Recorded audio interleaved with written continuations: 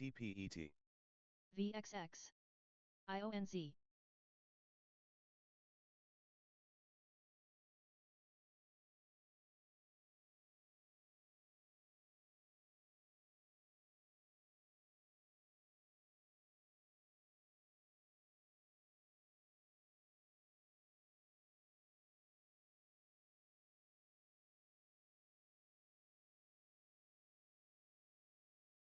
TPET. TPET.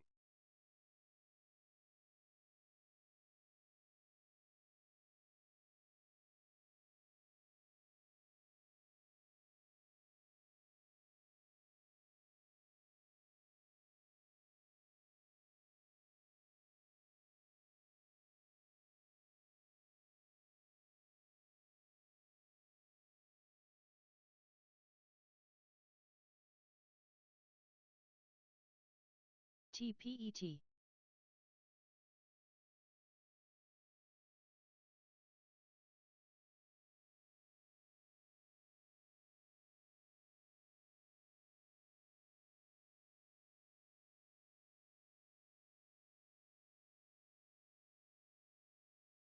TZA. UVXY.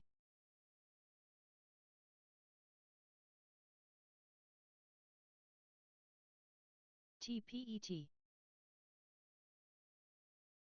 UVIX.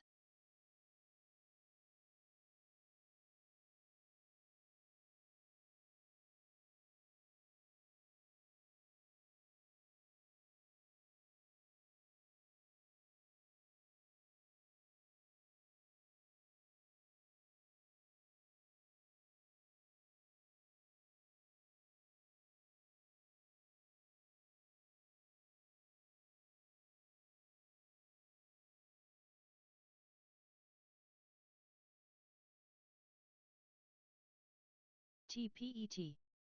UVIX. UVXY. RGTZ.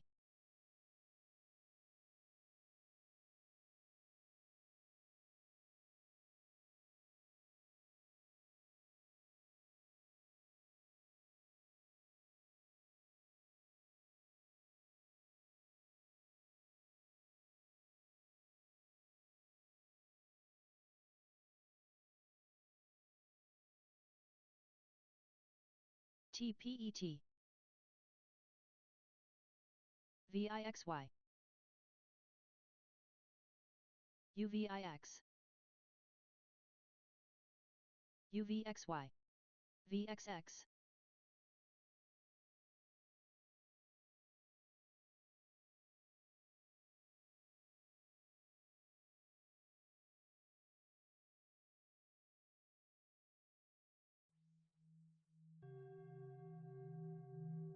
TPET.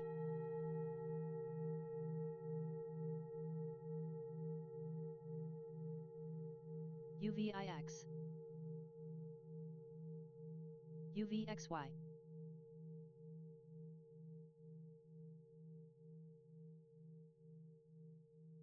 TZA.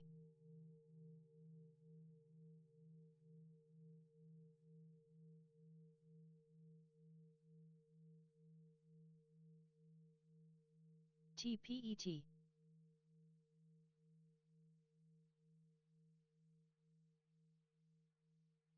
RGTZ.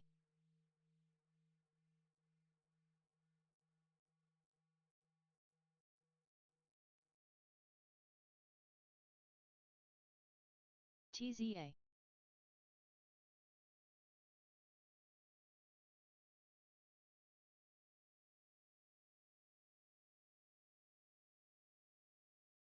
TPET.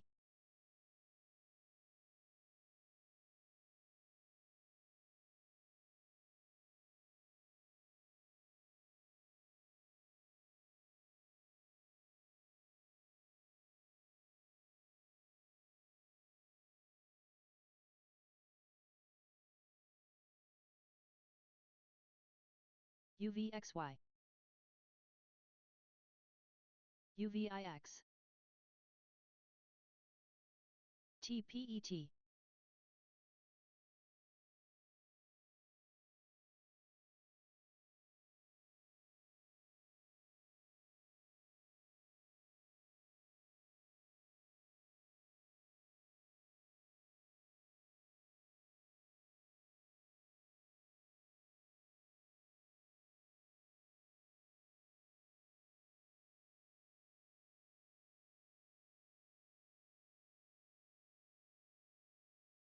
TPET.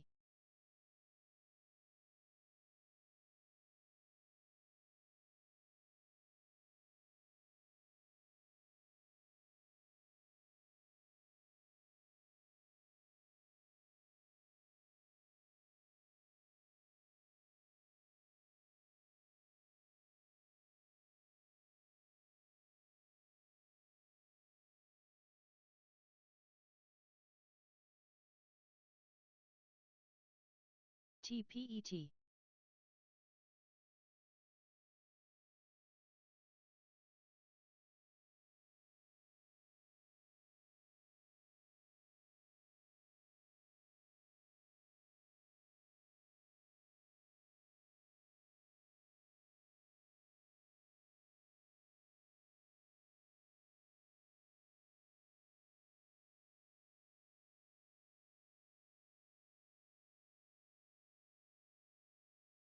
TPET.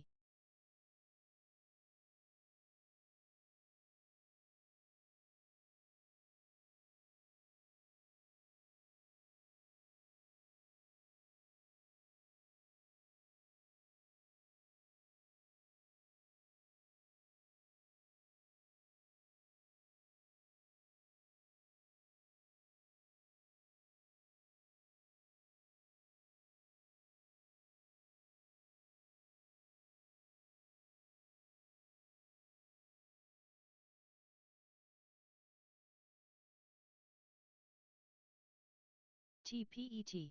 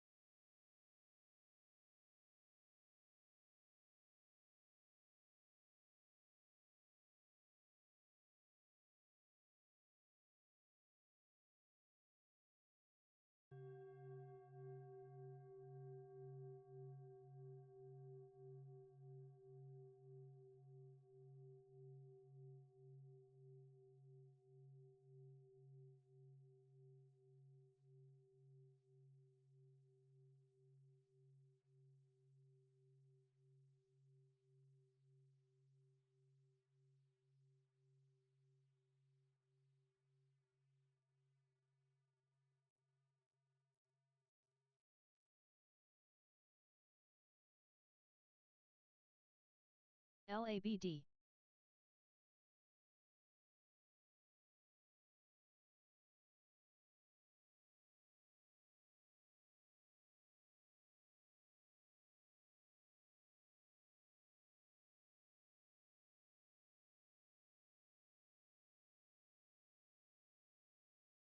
UNF halted to the upside.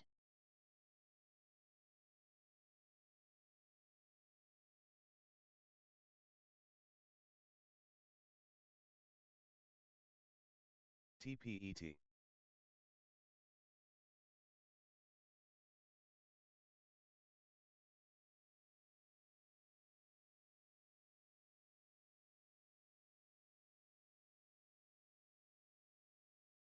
DLXY.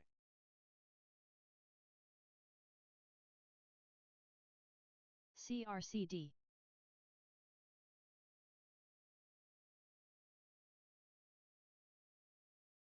TPET.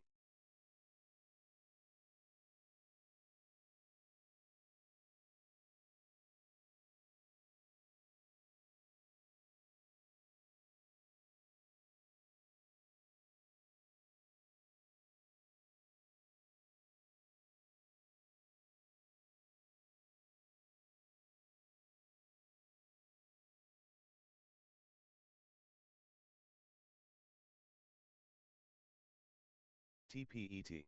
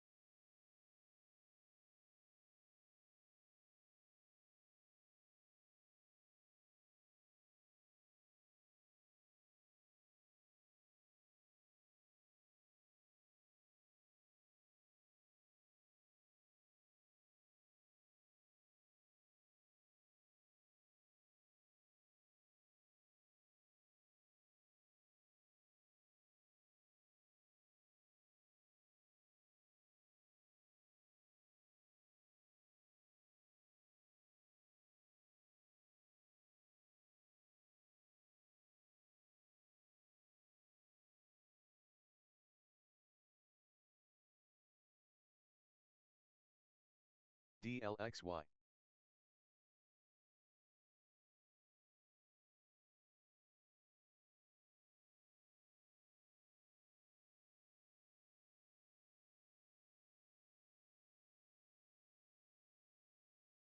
UNF may resume in less than a minute.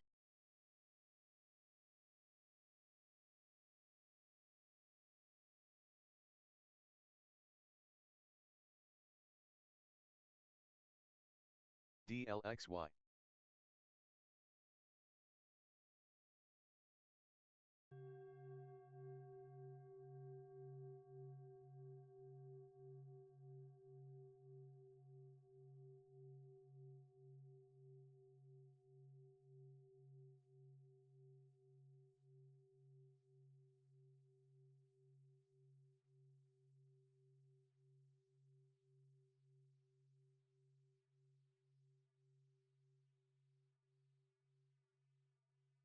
UNF may res in 10 seconds. DLXY.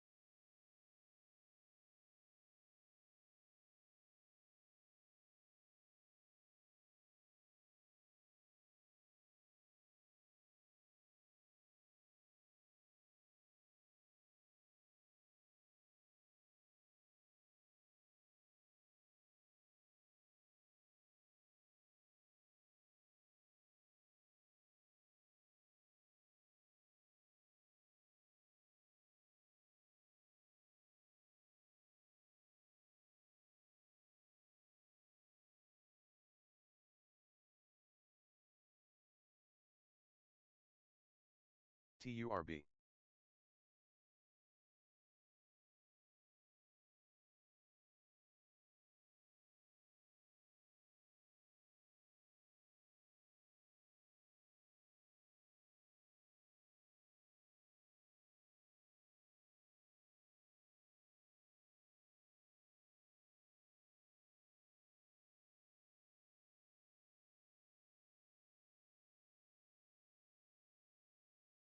TURB.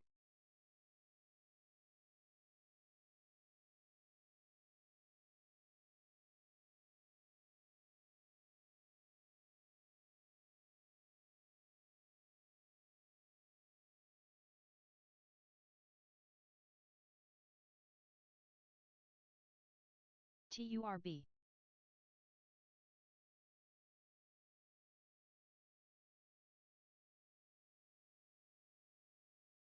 TURB.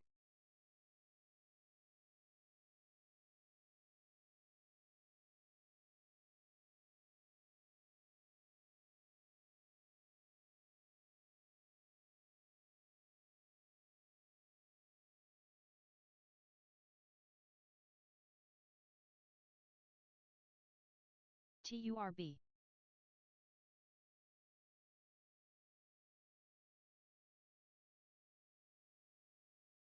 TURB.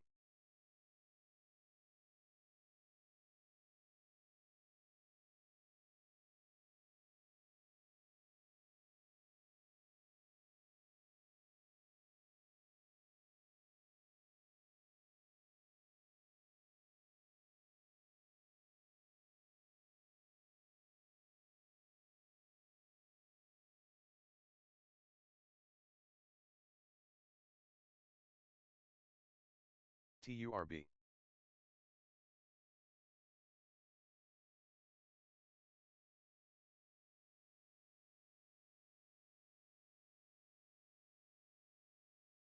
TURB.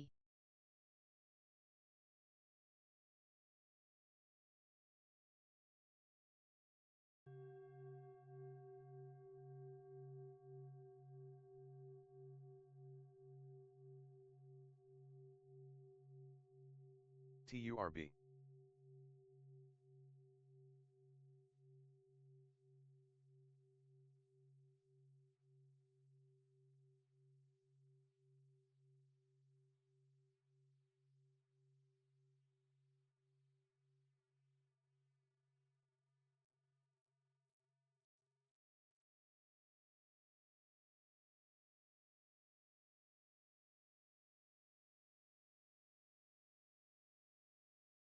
TURB.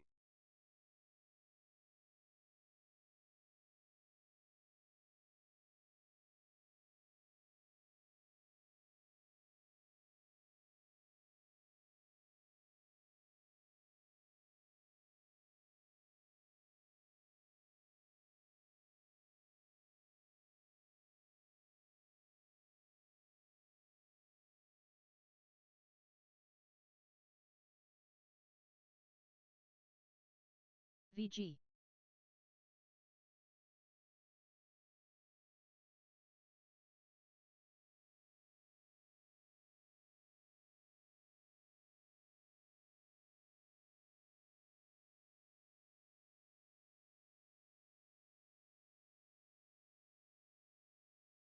TPET.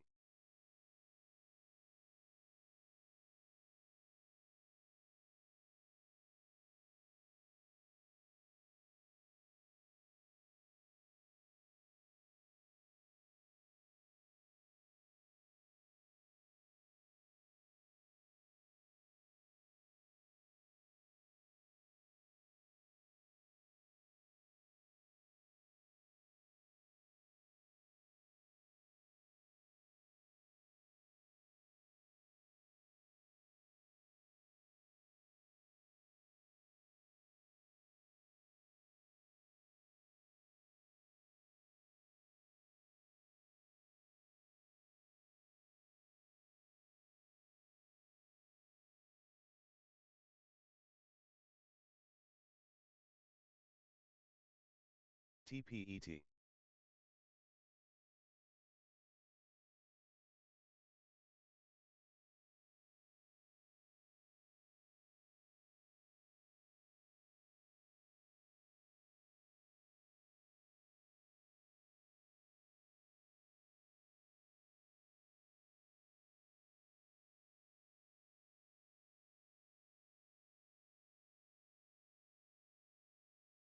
TPET.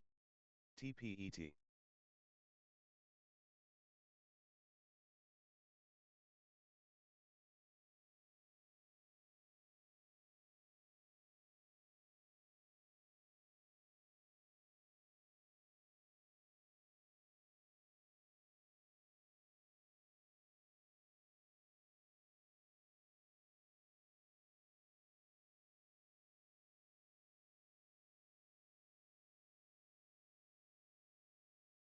TMDE.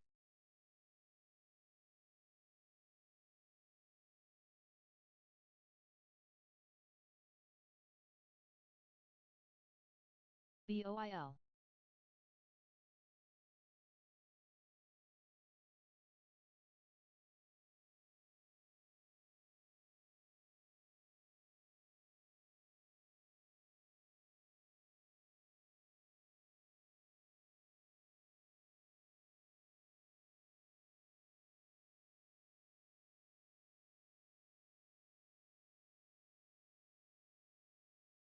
UVXY.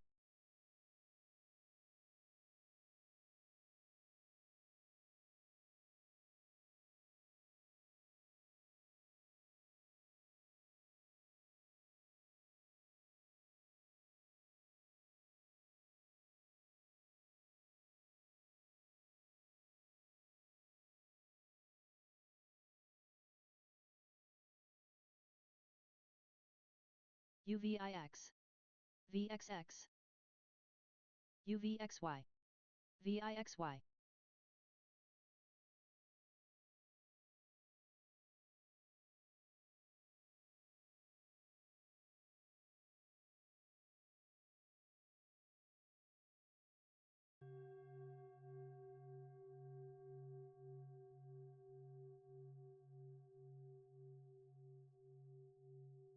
TURB.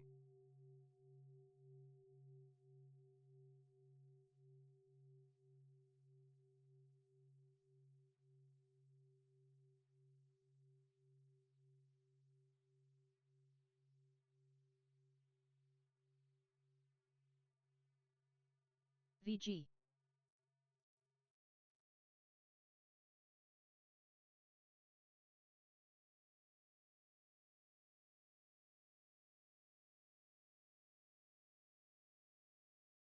TURB.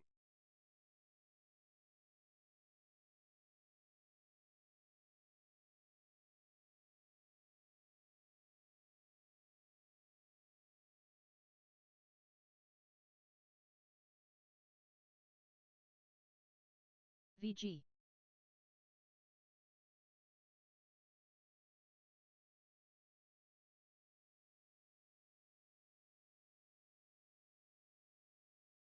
TURB. TSLQ.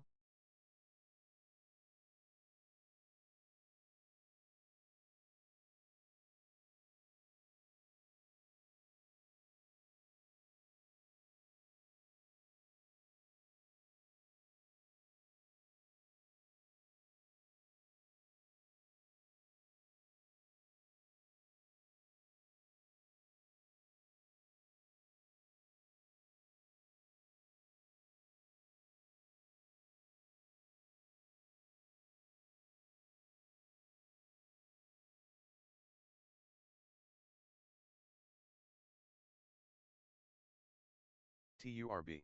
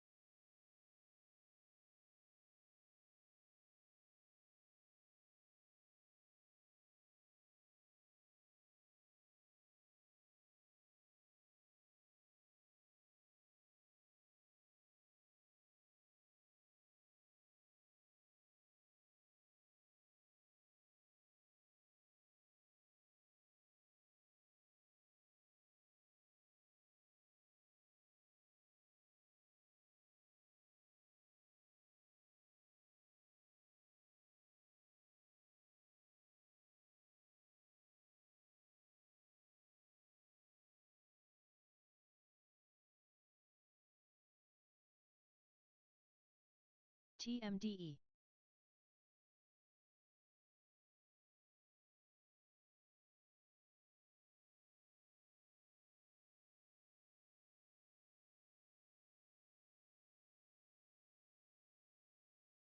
VG.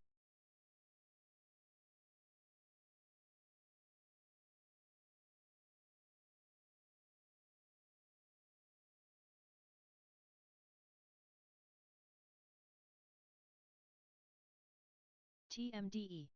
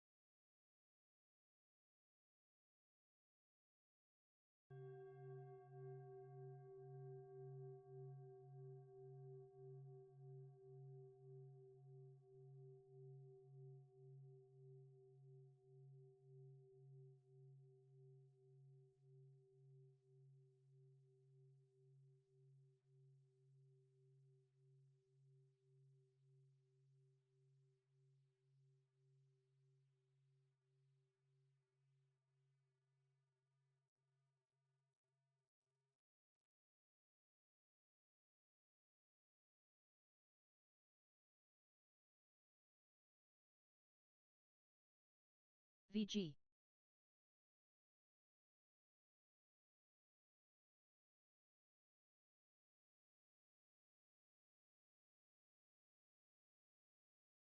INDO. UVIX.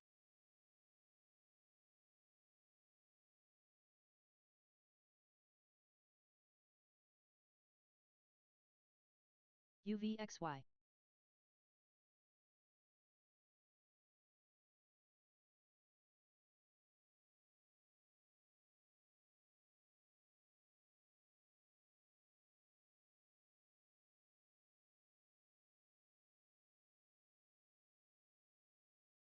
UVIX.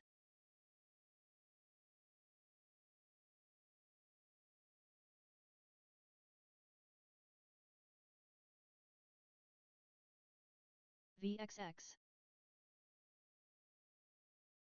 UVXY.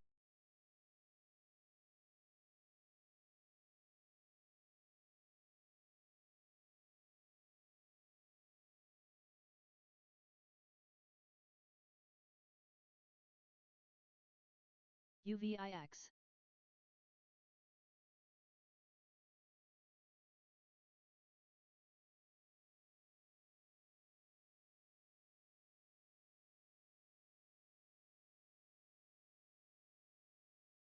UVXY.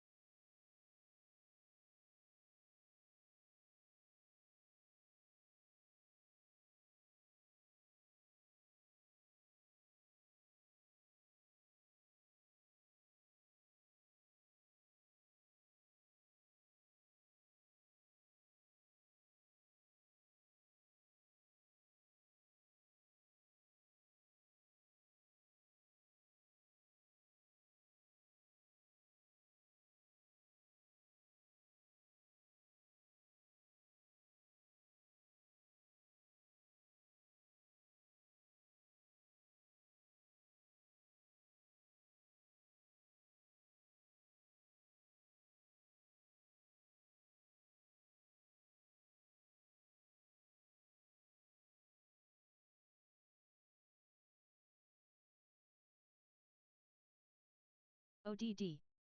BOIL. LXU.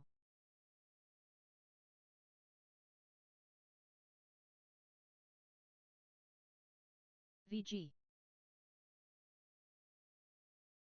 BATL.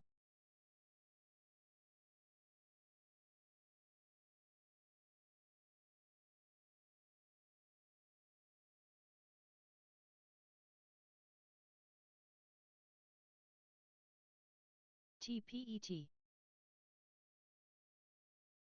BOIL. TSLQ.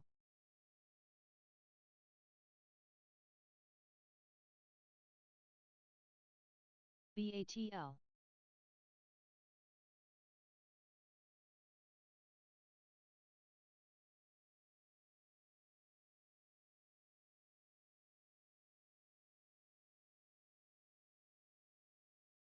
TPET.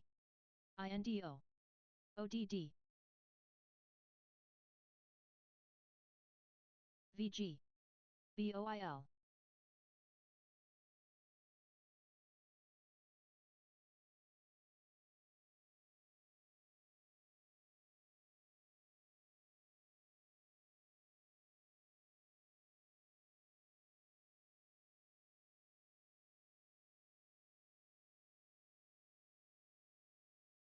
TPET. ODD. BATL.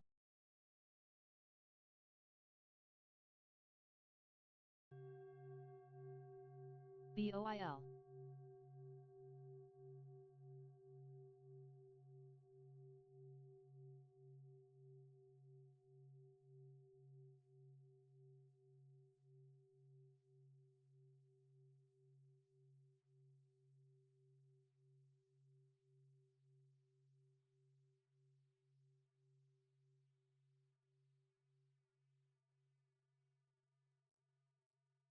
BATL.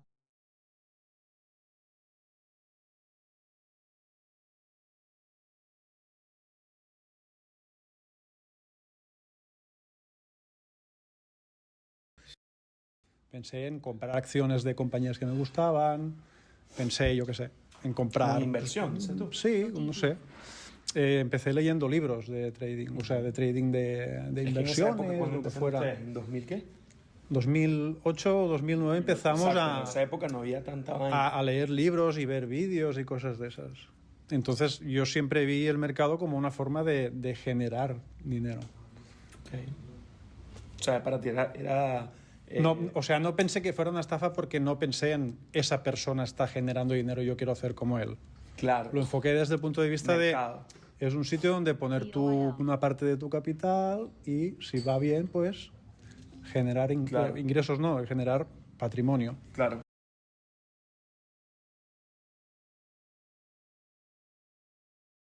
Servicing payments companies the right way, and none of them, surprisingly, are focused on payments companies. So the whole concept around Cyclops is, one, we can do it better, and two, we're the only crypto and stablecoin infrastructure company that exclusively works with payments.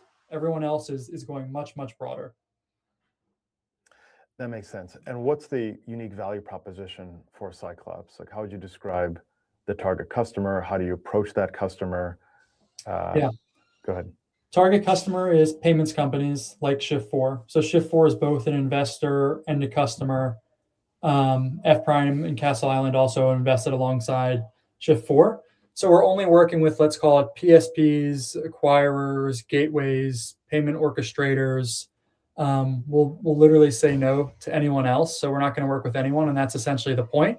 So everything we do, from how we contract to how we onboard to how we integrate and how we bring these products to market, is made for a payments company. Right? If you show up at one of these other infrastructure providers, it's like, hey, here's a generic contract, here's a generic dashboard, here's a generic set of API docs, go build your own solution. You better have a team of engineers who are going to customize all this.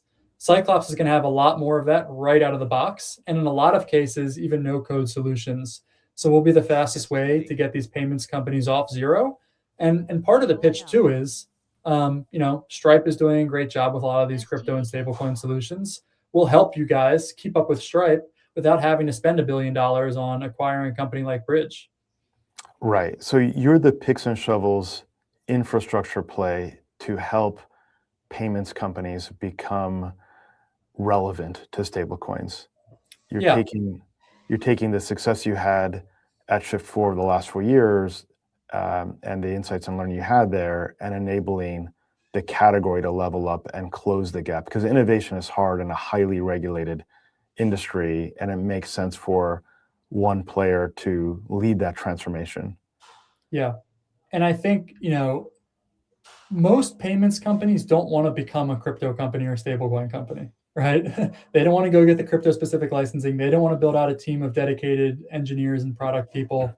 It makes more sense for them to partner in most cases, because like you said, these big companies, it's hard to innovate. It's hard to launch new products, especially when it requires completely different people or business models. The other thing that I think is interesting is the further we get into this, the more we realize this is actually a lot like our last business. So, some of the people watching might be a little bit familiar with the Giving Block, but we helped charities accept and fundraise crypto and stablecoin donations as early as 2018. And the playbook was very similar. Pick an industry, focus on that, make all of your solutions tailored to that industry.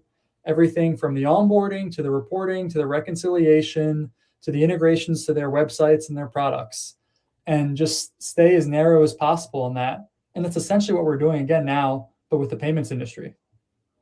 I like it a lot. I mean, there's a lot of entrepreneurial lessons there. Know who your customer is, know what the customer profile is, know how to target them, how to deliver service to them, how to meet their needs, and then focus. Focus is excellence. And now you're doing it again. I mean, some of the most successful companies in the world are just focused. They're highly focused on who their customer is, and they deliver a value proposition. They're not trying to be all things to all people. And you're also focused on niches that other people might otherwise ignore because they're FOMOing into opportunities that everyone's looking at the same time. Yeah, like if you look at these other crypto and stablecoin infrastructure companies, they'll list maybe payments companies or PSPs, but it'll be one of 10 categories they service, right? Right, because they want the big TAM number on the PowerPoint slide for the venture investor. But the expression is the niche will make you rich. This is the non-consensus approach to entrepreneurship. Focus on the customer, deliver value, differentiate, and grow with that. We were kind of proud of it that we're kind of taking, let's say, a more boring approach, right? Boring is good. Yeah, we love boring. Boring makes money. Boring is great. Right? I agree. Look at Brad Jacobs, what he did, right? Yeah. QXO, waste management, XPO, logistics. Boring is good. Billionaire multiple times over. Yeah, exactly. A lot of this where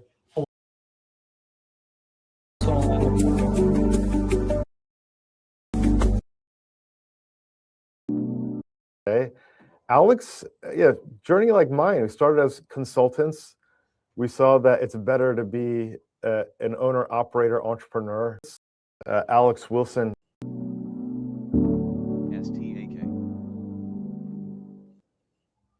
All right. I'm thrilled to have my friend Alex Wilson join us today. Alex, journey like mine. We started as consultants. We saw that it's better to be an owner, operator, entrepreneur, and have real responsibility. And Alex built and sold a company to Shift4, and he's an entrepreneur, serial entrepreneur, going on another journey today. So we're going to talk about payments as a category. Payments notably are rallying today in a sea of red. So I want to highlight that for folks too.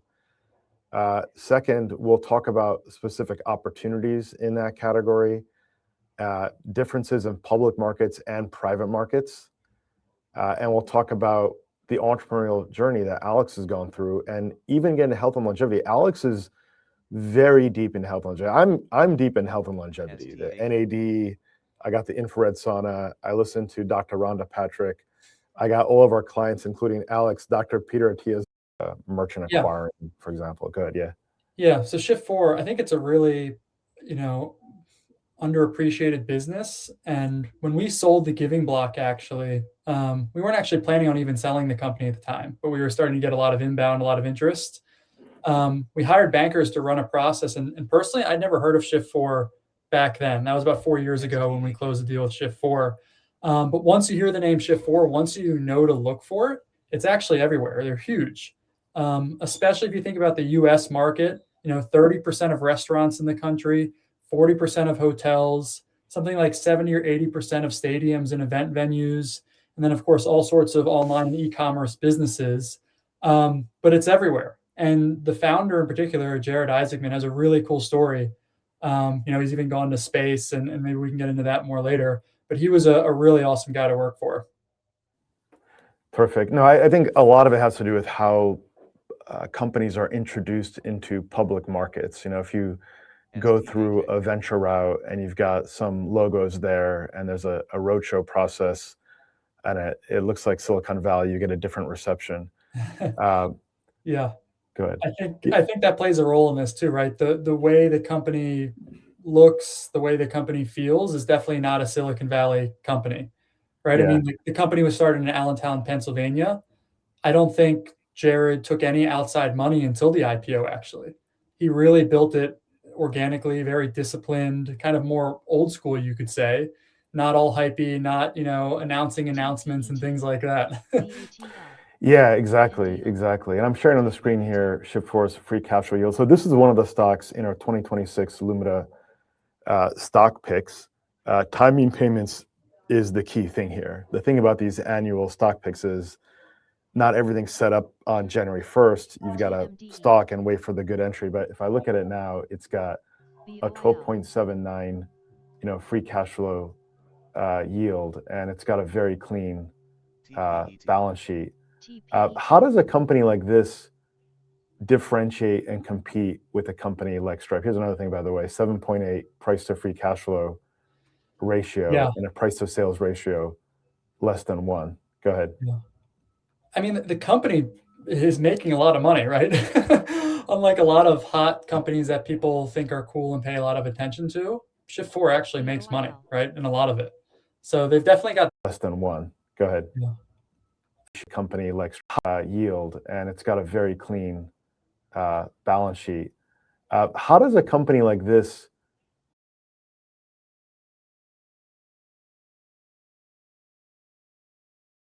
TMDE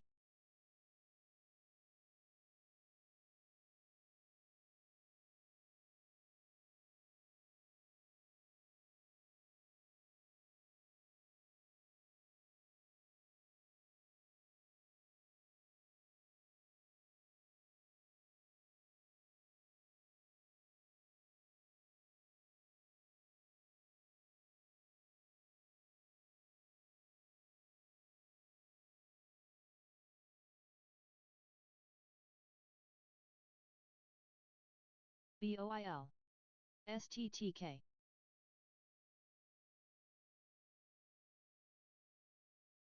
UNG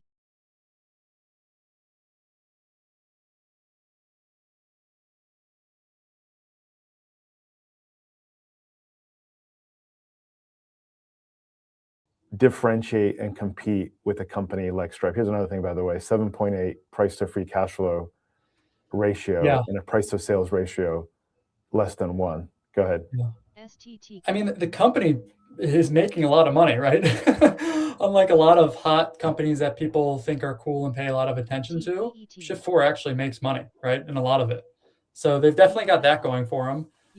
In terms of how Shift4 differentiates, I mean, it's changed a little bit over time. When they started, the pitch was basically consolidate everything to one payments companies, right? You get the payments, the gateway, the hardware, everything sort of all in one.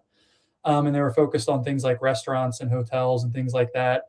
One differentiator back then was even, integrations and things like that. And the company's been around for about 25 years now. So what differentiated them has changed over the years. And because, they've grown so much, they've gotten into other verticals, they've gotten into other geographies. It's a very global company now compared to where it was, 5 years ago when they IPO'd.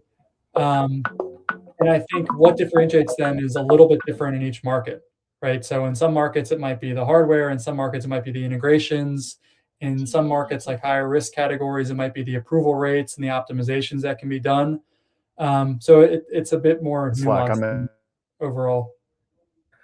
How would Adyen and other players in the category that also have a lot of attention from investors? Yeah, I think Adyen is a really well-run company, and they're of course doing really well. I think one interesting dynamic is Shift4 started as a point-of-sale company and then got into e-commerce, whereas Adyen and a lot of the other companies like Stripe are doing the reverse. And I think point-of-sale is something that's a bit hard for them to break into. I mean, they're certainly making some progress there. But if you go to, let's say, Europe, and you compare the European and the US market for, let's just say, restaurants, because it's an easy example. When you go to restaurants here, it's very digital, it's very integrated, it's fairly automated, it's a pretty competitive market. You go to Europe on vacation, and they're still bringing you the terminal to your table, right? And then they're manually, reconciling that with a terminal somewhere else. It's a mess. I mean, it's very old school. A lot of it's done by the banks over there still compared to the US. So Shift4 has been investing a lot in other markets because the opportunity and the competitor set is so much different there, and there's a lot of growth to be had there. Everyone's lunch, or is that a myth? There's Sorry, I lost your audio for a second. Is Stripe eating everyone's lunch, right? This thing went from an $86 billion valuation to a $130 billion valuation. And, obviously that's in private markets. That's not in mark-to-market land where the rest of us live. How much of that is perception versus reality? I think it's a mix. I definitely don't think they're eating everyone's lunch. I mean, when I was at Shift4, we won deals against Stripe all the time, right? It's not like they're just completely dominating everything. It's a good company, no doubt, right? But they have their strengths and they have their weaknesses, and each company does as well. But there was plenty of times we were winning deals against Stripe.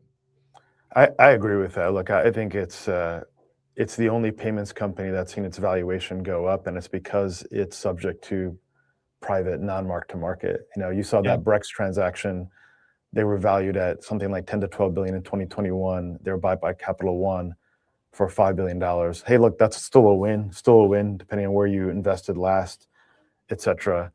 But I think Stripe got an up round because it's still private. What are your thoughts on that? I think that's the only reason, right? They have way more say flexibility in the valuation when it's private. Flexibility is a nice word for it. But right, just based on the numbers, it doesn't make any sense, the disconnect, right, between Stripe's valuation and public payments companies.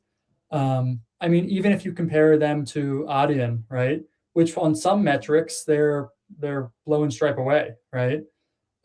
So I think it's a pretty big gap that doesn't make sense, but I think public markets will catch up to that. Maybe not all the way, but they're certainly going to make up some ground here, I think. That makes sense. How do you think this will play out for the bank core processors, like the Fiservs of the world and the FISs and the Jack Henrys? Now, these are legacy dinosaur technology companies, have been around for decades. They're the backbone for many banks. They do provide mission-critical software.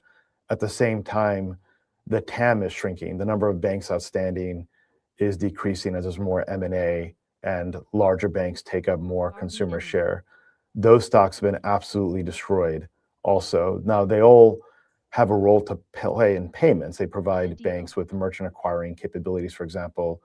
FIS and some of these other bank cores are providing a stablecoin technology to bridge themselves into the future. Do you have a view on that sector or any names there? Not specific view on names, but I think, I think payments companies are going to do better than people expect over the coming years. I think people are way overestimating how disrupted they expect payments companies to be by AI or stablecoins or whatever the buzzword of the day is. I mean, the payments companies certainly need to keep up with those technologies, but I think there's a lot more staying power with these payments companies than I think people give them credit for. And even for things like stablecoins, I mean, right now, distribution still plays a huge role in the adoption. And I think there's a lot of talk on Wall Street and analysts that they seem overly worried about, stablecoins are going to, completely disintermediate Visa or a payment processor. Whereas I really think it's more complementary than it is completely disruptive or a replacement rail. Right. Is there enough differentiation in the category? I mean, when I look at it, it just seems like intense competition. There are dozens of players in public markets. There are dozens of players in private markets. There are specialized players going after different verticals and segments.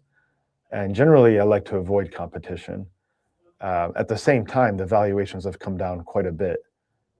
So how do you make sense of competition and the ability for these firms to have sustained value capture? Yeah. So I think, like you said, there's going to continue to be sort of vertical specific market leaders for a while. I do think we keep seeing more and more consolidation, though. Like even if you look at Shift4, right, they've done a ton of M&A.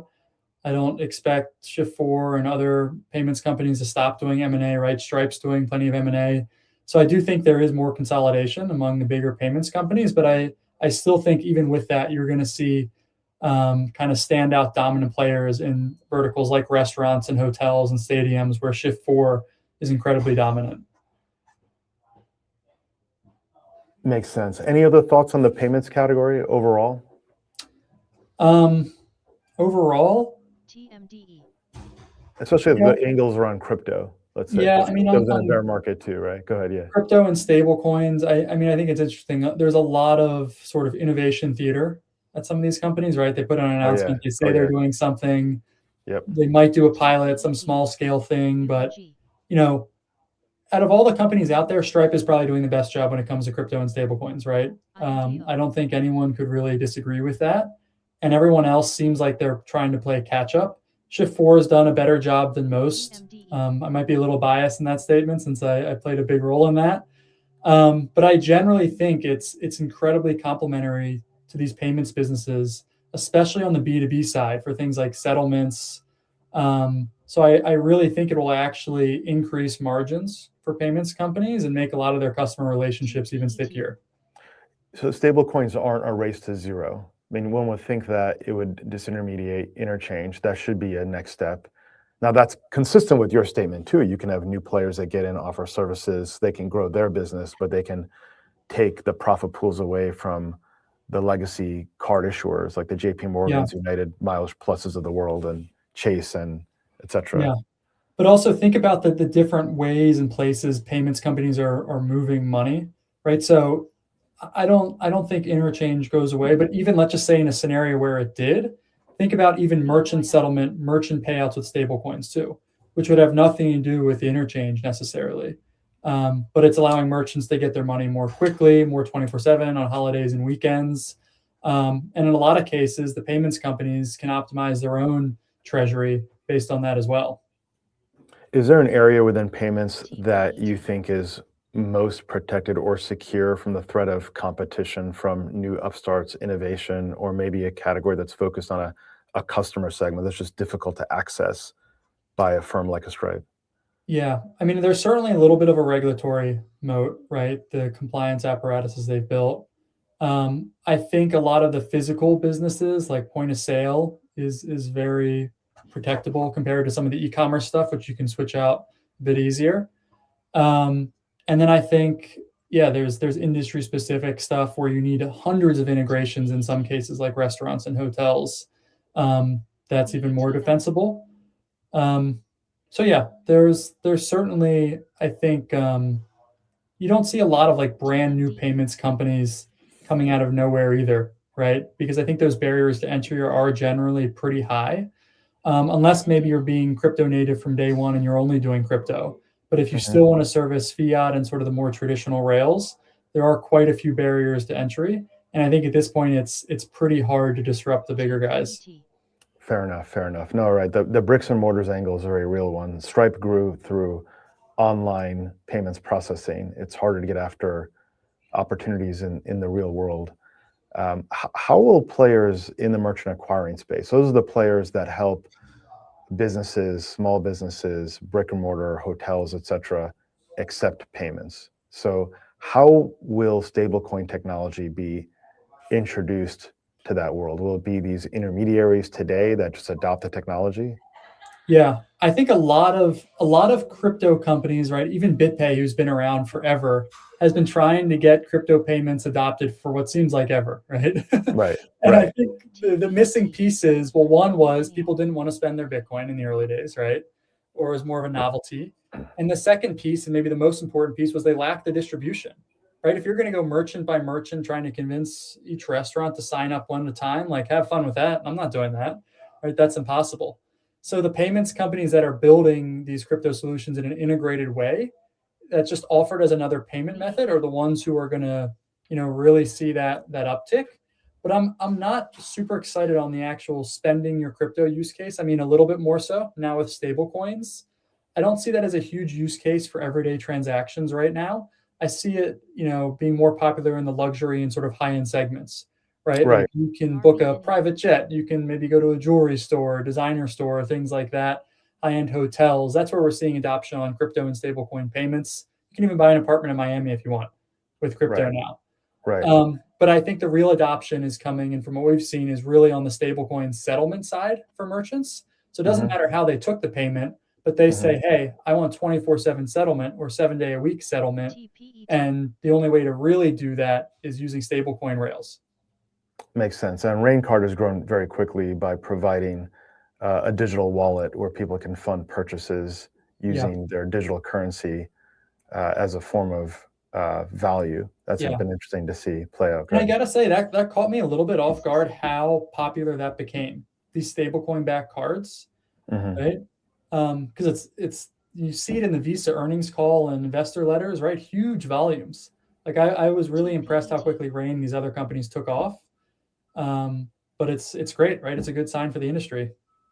No, that's right. It's we'll see how it plays out because a lot of crypto's moved into kind of public markets and public equities now and rotated. So we'll have to see the usage around that. But a lot of people have attempted to do that, and in some ways they deliver on the original promise of Satoshi Nakamoto electronic peer-to-peer cash. It's just happening via a stablecoin format now because the processing costs and the timing around Bitcoin just hasn't lent itself for payments.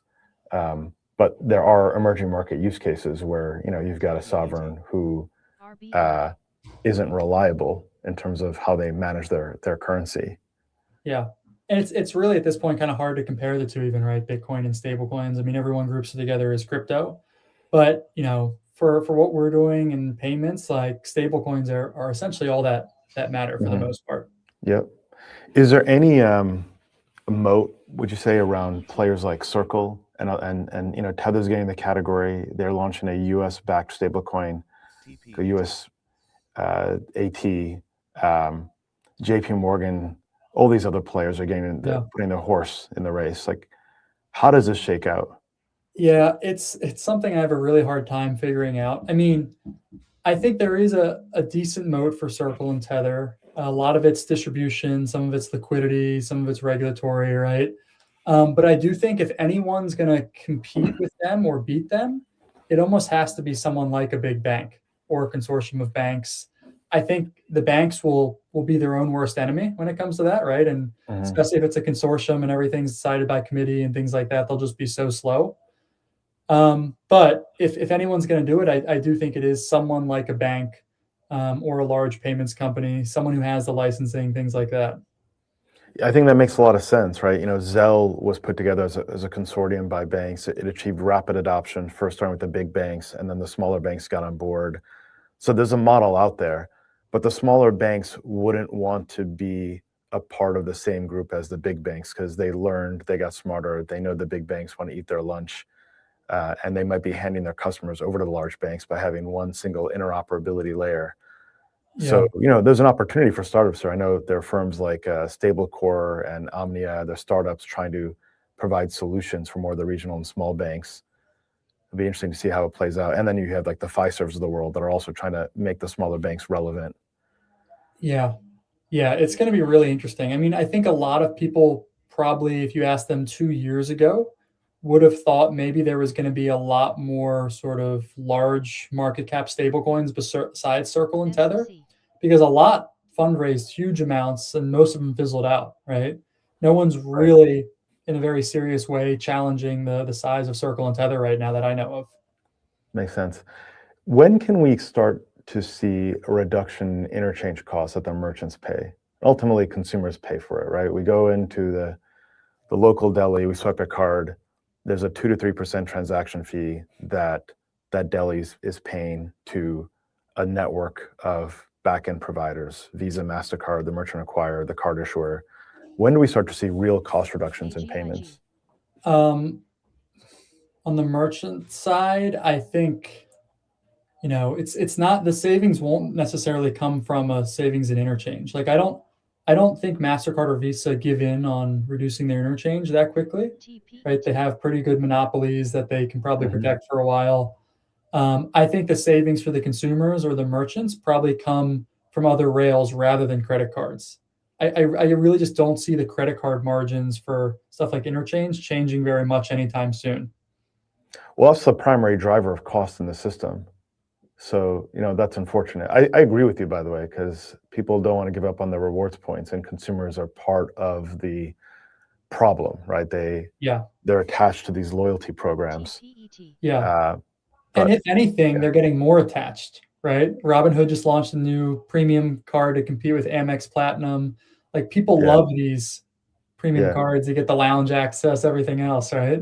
100%. The only response is if merchants offer their own discounts at point of sale. And we call these coupons, right? We call these promotional offers. Yeah. Because they can discount and deliver more value than rewards points can, right? The margin for a retailer, the gross margin is like 50%. A lot more room versus what a rewards point can deliver. And those rewards points get diluted over time also. Yeah. And what's interesting too is like when we do talk to merchants about accepting crypto or stablecoin payments at the point of sale, it is cheaper for them to take crypto than credit cards. And for someone like a Shift4 or a Stripe, often their margins actually end up being as good or even better, which I think is also something that's pretty misunderstood by the market, right? Because they're removing the interchange for everyone involved, and they're able to capture a larger spread because of that, even if the rack rate price is, let's say, 2% instead of 3%. Makes sense. Let's shift gears and talk more about Cyclops. So this is your next entrepreneurial adventure. I like the Cyclops name. I love Greek mythology. Cyclops was a formidable character in the Odyssey. So tell us more about Cyclops. Yeah. So Cyclops was something we came up with based on our experience working at Shift4. So 4 years ago, almost exactly, we sold the giving block to Shift4. And when we joined Shift4, one of the mandates was, build out this crypto team, build crypto products, basically get Shift4 off zero for crypto. We were the first business they acquired that had any crypto capabilities. So we pieced together, all the different vendors in the industry to build stuff like payment acceptance and stablecoin acceptance, like we talked about, to build out stablecoin settlement and stablecoin payouts for merchants. And we were actually pretty surprised by how difficult it was and how sort of immature some of these solutions were and difficult to use they were. And we had a dedicated engineering and product team and plenty of resources at a big company. But it took us a while, and it was pretty difficult. And essentially, we got fed up with it and said, we think we can do this better. The crypto and stablecoin infrastructure companies aren't servicing payments companies the right way, and none of them, surprisingly, are focused on payments companies. So the whole concept around Cyclops is, one, we can do it better, and two, we're the only crypto and stablecoin infrastructure company that exclusively works with payments. Everyone else is going much, much broader. That makes sense. And what's the unique value proposition for Cyclops? Like, how would you describe the target customer? How do you approach that customer? Go ahead. Target customer is payments companies like Shift4. So Shift4 is both an investor and a customer. F Prime and Castle Island also invested alongside Shift4. So we're only working with, let's call it PSPs, acquirers, gateways, payment orchestrators. We'll literally say no to anyone else. So we're not going to work with anyone. And that's essentially the point.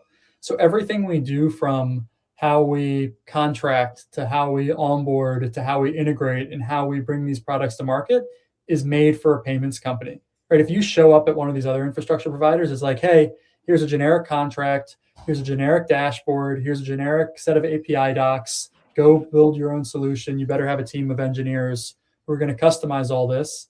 Cyclops is going to have a lot more of that right out of the box, and in a lot of cases, even no code solutions. So we'll be the fastest way to get these payments companies off zero. And part of the pitch too is, Stripe is doing a great job with a lot of these crypto and stablecoin solutions. We'll help you guys keep up with Stripe without having to spend $1 billion on acquiring a company like Bridge. Right. So you're the picks and shovels infrastructure play to help payments companies become relevant to stablecoins. You're taking the success you had at Shift4 the last 4 years and the insights and learning you had there, and enabling the category to level up and close the gap, because innovation is hard in a highly regulated industry, and it makes sense for one player to lead that transformation. Yeah. And I think, most payments companies don't want to become a crypto company or a stablecoin company, right? They don't want to go get the crypto specific licensing. They don't want to build out a team of dedicated engineers and product people. It makes more sense for them to partner in most cases, because like you said, these big companies, it's hard to innovate. It's hard to launch new products, especially when it requires completely different people or business models. The other thing that I think is interesting is, the further we get into this, the more we realize this is actually a lot like our last business. So, some of the people watching might be a little bit familiar with the Giving Block, but we help charities accept and fundraise crypto and stablecoin.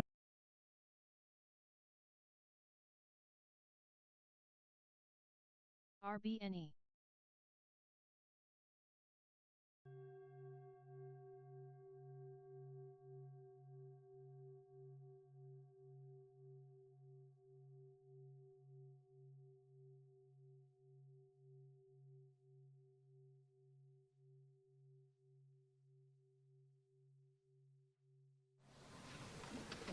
Donald Trump a dedicar lo ha dicho en una entrevista con Reino Unido que España un nuevo mensaje del mandatario estadounidense que sugiere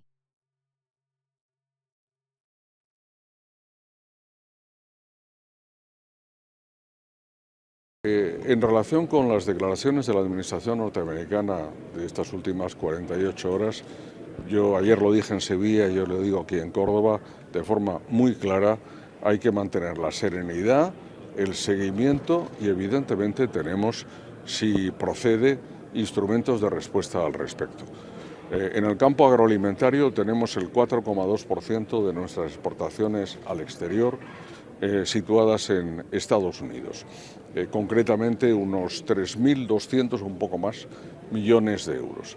Evidentemente nosotros queremos tener buenas relaciones con todo el mundo, incluido Estados Unidos, y las tenemos desde un punto de vista de respeto de las normas comerciales y evidentemente del cumplimiento de los derechos y obligaciones que corresponden a una relación comercial normal.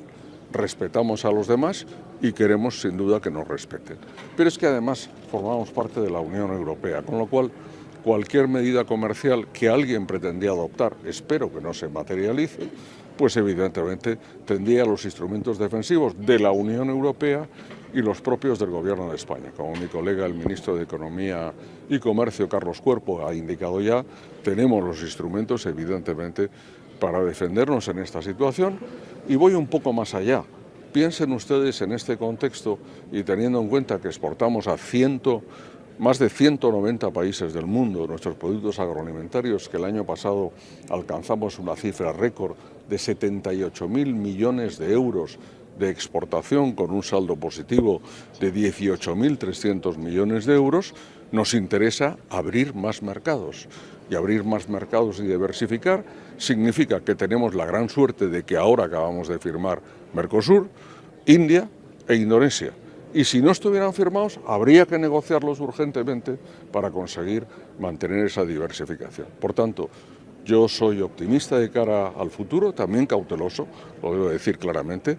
Creo que no nos podemos en absoluto, debemos mantener la atención y el seguimiento, pero desde luego sin ningún tipo, de preocupación extraordinaria en relación con esta situación, a pesar de que realmente lo que está ocurriendo en relación con Irán, con Israel, con Estados Unidos, pues realmente es muy peligroso.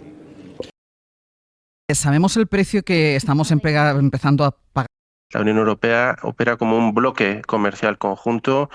Sabemos el precio que estamos empezando a pagar por el conflicto en Oriente Medio, pero calcular el impacto, nos decía ahora Pablo, que tendría también mucho que ver con la duración del conflicto. ¿Es difícil calcular el impacto económico que va a tener?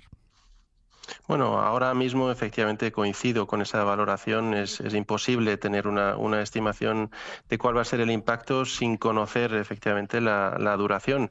Estamos haciendo un seguimiento muy pormenorizado de la reacción de los mercados, como bien acaban de señalar ustedes, pero también de la transmisión de esa reacción de los mercados a la realidad, tanto en precios como en actividad de nuestra economía, para ver en qué momento empiezan a sentirse ya esas consecuencias negativas en nuestras empresas y en el bolsillo de los ciudadanos. Ministro, ¿han hablado ya con Estados Unidos para que les expliquen en qué consiste esas amenazas que lanzó ayer Donald Trump? Bueno, no hemos tenido ocasión de hablar con ellos. En ese sentido, lanzar también, por mi parte, un mensaje de tranquilidad. Más allá de estas declaraciones, no hay ninguna actuación sobre la mesa, y lo que tenemos ahora mismo es que nuestras relaciones bilaterales con Estados Unidos operan en relación al acuerdo al que hemos llegado en el marco de la Unión Europea. Es decir, la Unión Europea opera como un bloque comercial conjunto. La Comisión protege la aplicación del acuerdo bilateral y respalda a los Estados miembros, como ya ha dicho su portavoz esta mañana, y este es el entorno en el que nos vamos a seguir manejando. De hecho, como bien han señalado, la reacción de las bolsas y de los mercados yo creo que lo interpreta también en ese sentido. Contemplan, porque ayer pronunció, el presidente de los Estados Unidos pronunció esta palabra, ¿contemplan que se pueda llegar a un embargo total? Porque estamos hablando de 16.000 millones que vendimos el año pasado y 30.000 millones que compramos. ¿El embargo total entra dentro de los pronósticos en los que ustedes pueden estar trabajando? Bueno, de nuevo, yo creo que tenemos aquí que ser conscientes de que la Unión Europea o los Estados miembros operamos en una unión aduanera, es un bloque comercial conjunto, y nuestras relaciones bilaterales se van a regir por el acuerdo al que hemos llegado, en este caso en agosto del año pasado. Esta aplicación de este acuerdo es en la que estamos ahora mismo. Antes de las últimas noticias de esta semana y del inicio de la guerra, estábamos intentando avanzar en la aplicación del acuerdo, con novedades que tuvimos hace apenas unos días, con alguna complicación por parte del instrumento legal que había utilizado Estados Unidos tras la declaración del propio Tribunal Supremo estadounidense, con lo cual ese es el marco en el que nos tenemos que mover, si me permite, en avanzar en la implementación del acuerdo al que llegamos en agosto del año pasado. Más allá de las medidas comerciales, y es algo que hemos comentado esta mañana en un tramo del abierto, más allá de esas medidas hay muchos intereses españoles en Estados Unidos, desde contratos públicos a permisos que otorga el gobierno allí a empresas españoles, bancos, eléctricas, tiendas textiles, los propios visados de los ciudadanos. ¿Temen represalias por esa vía o no sé, rompiendo contratos públicos?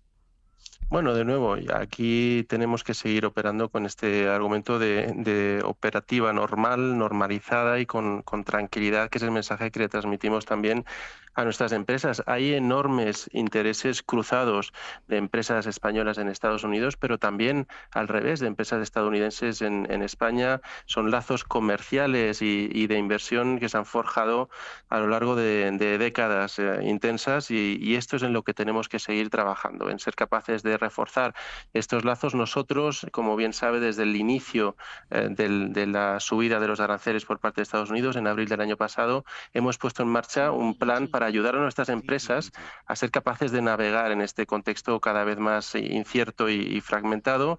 Hemos contactado en torno ya a 1.600 empresas con intereses en Estados Unidos para ayudarles, y vamos a seguir en este camino. Tenemos que ser capaces de que nuestras empresas estén bien posicionadas y sepan responder ante cualquier elemento de incertidumbre que se dé en estos momentos, y estamos de nuevo también, por supuesto, abiertos a cualquier consulta o a cualquier duda que pueda surgir también en las circunstancias actuales.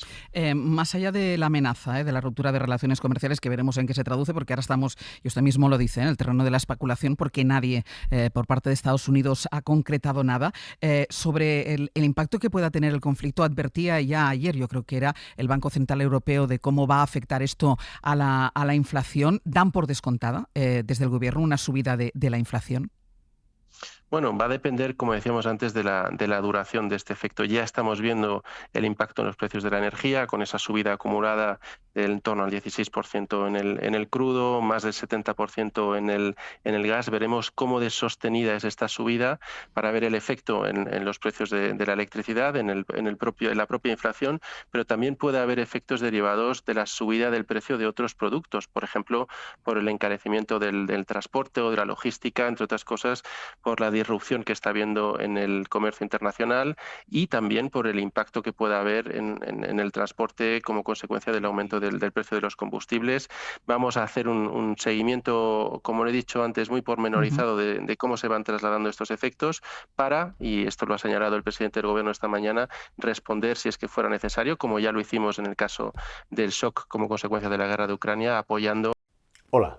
Hace unos días Jack Dorsey, ex cara visible y principal accionista de Twitter, ahora X, al que Elon Musk le compró el negociado, hizo un anuncio muy potente y muy importante. En la compañía que ahora gobierna, una compañía que pretende juntar los pagos online con las finanzas personales y las criptomonedas, conocido como Block, iba a hacer un despido masivo en la compañía. Estamos hablando de un podado nada menos que de unos 10.000 empleados a 6.000 trabajadores. Así, de golpe, 4.000 trabajadores menos. Y uno podría pensar que es una medida desesperada para intentar salvar a la compañía, para intentar que la compañía siga funcionando porque tiene muchas pérdidas.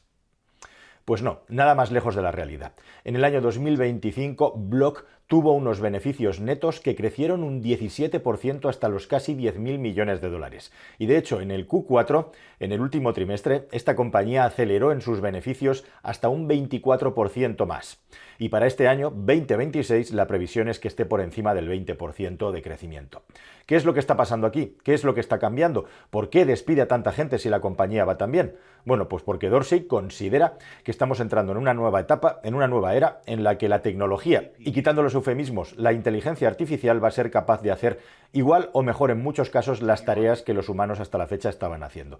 Y además él mismo ha dicho públicamente a la hora de comunicarse con sus empleados, puesto que todo esto lo ha contado por carta, que a finales de año todo el mundo va a acabar haciendo lo mismo y que además estas tecnologías que están desarrollando dentro de su compañía mejoran semana a semana y que por lo tanto tienen que adaptarse a esta nueva realidad.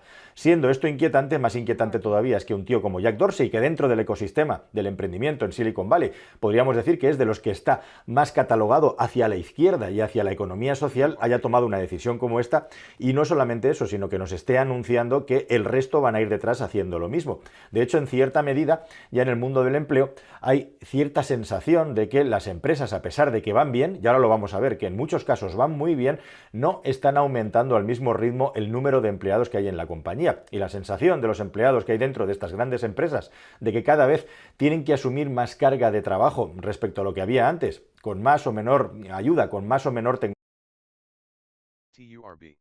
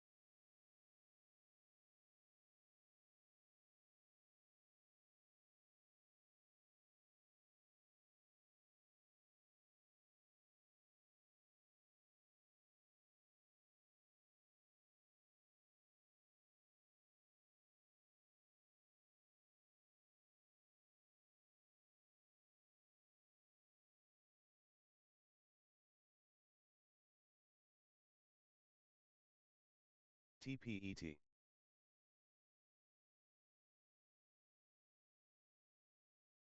NCI.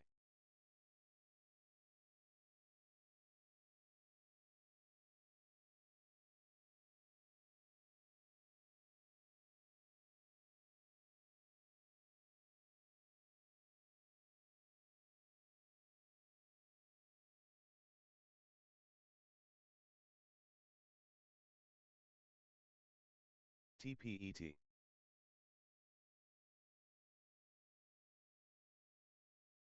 NCI.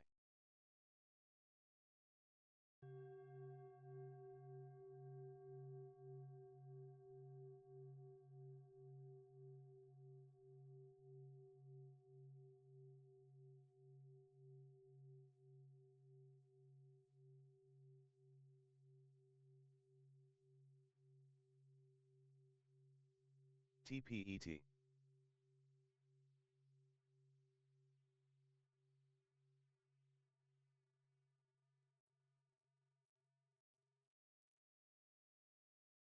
NCI.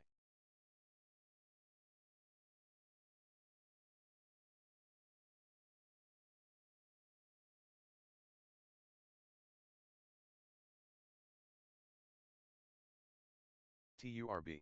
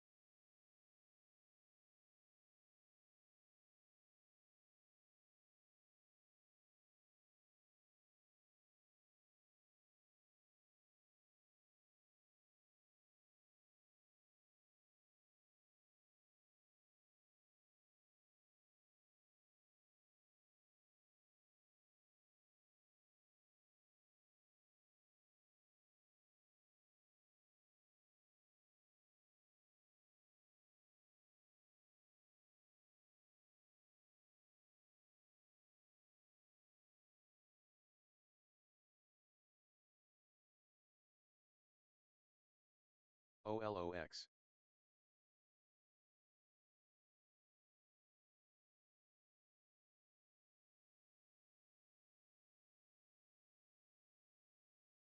TPET.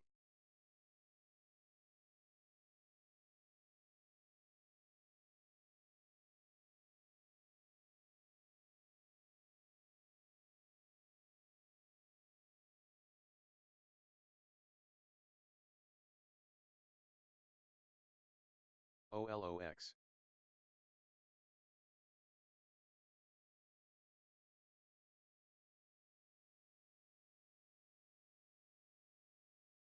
TPET.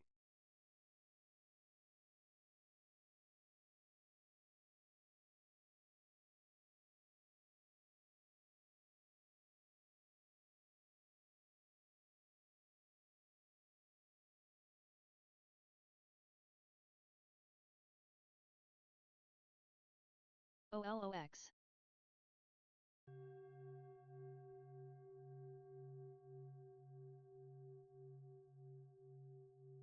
TPET.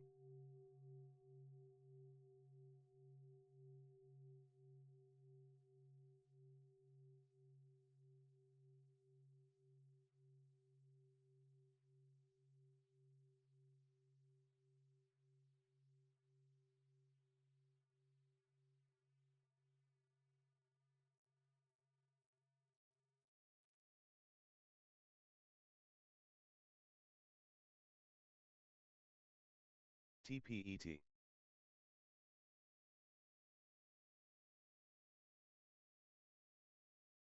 OLOX.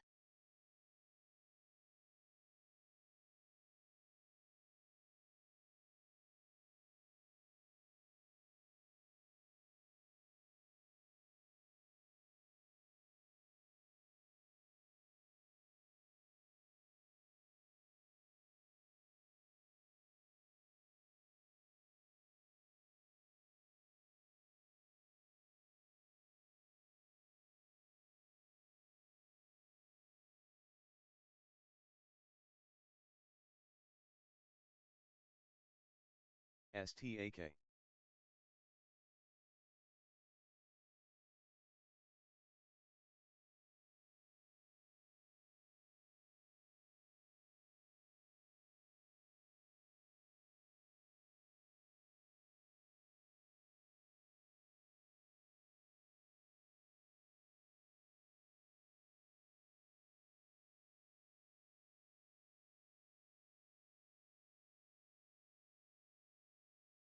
STAK.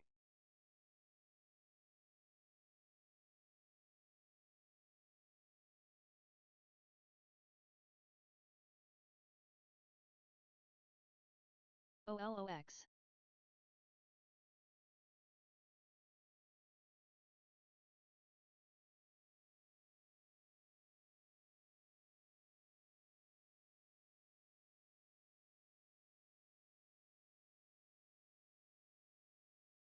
STAK.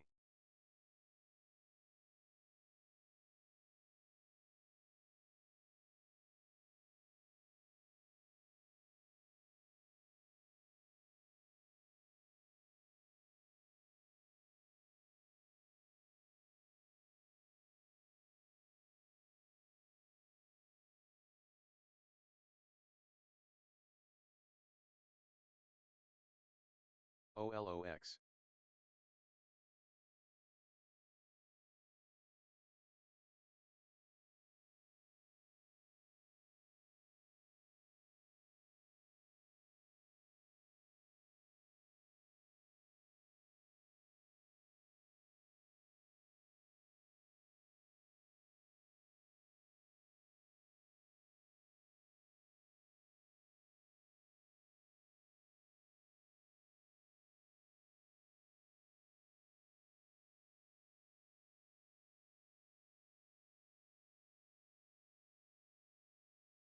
OLOX.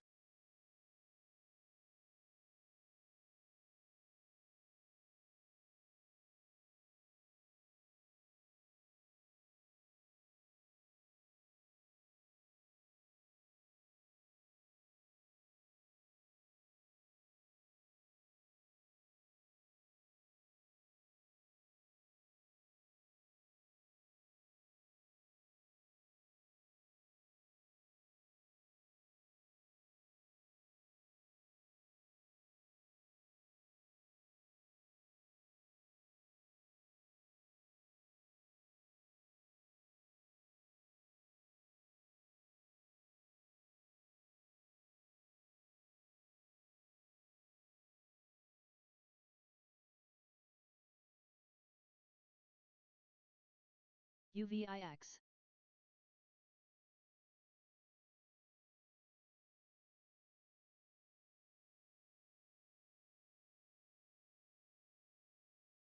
VXX.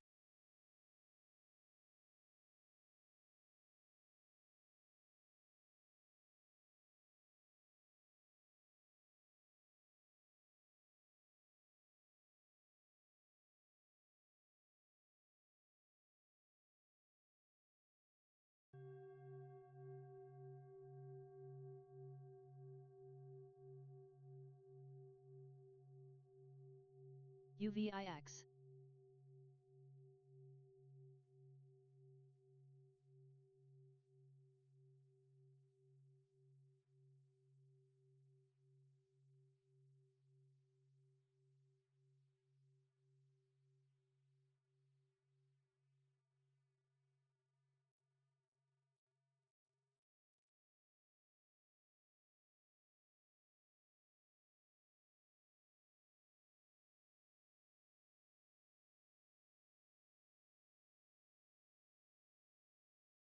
UVIX. VXX.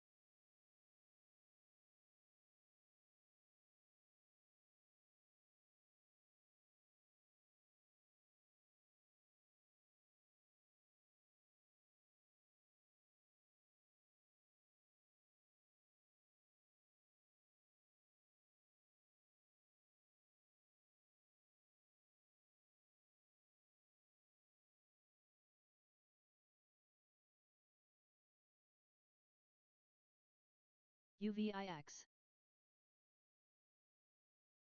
VXX.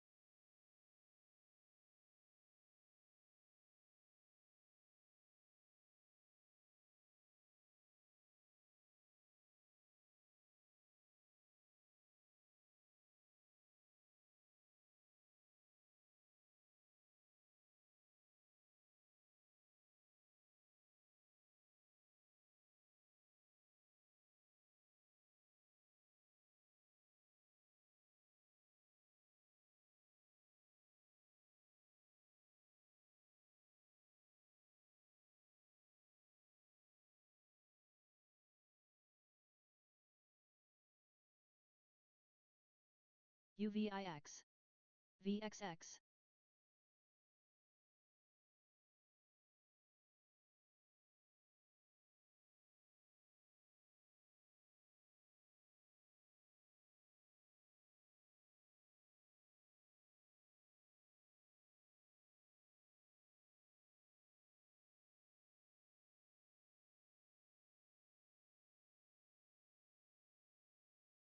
ZSL.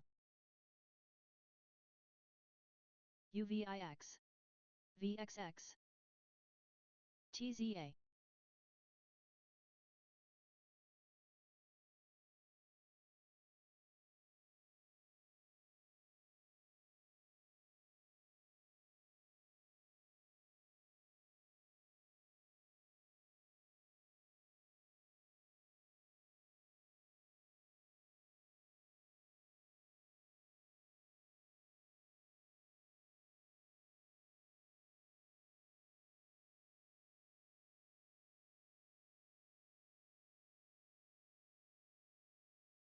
ZSL.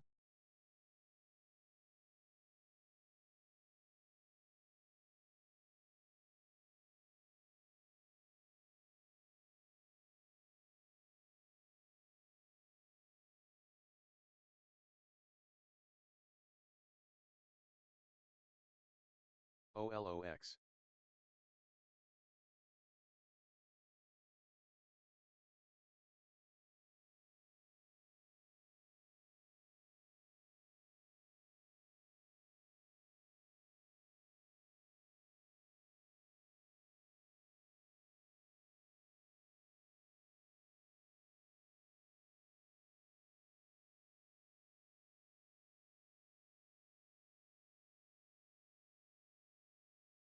TPET.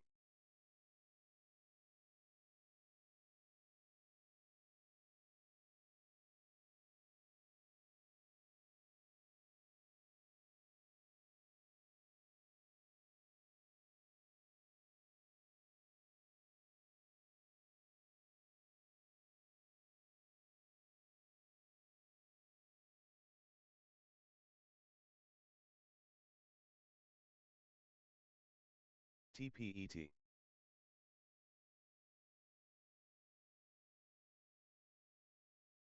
TURB.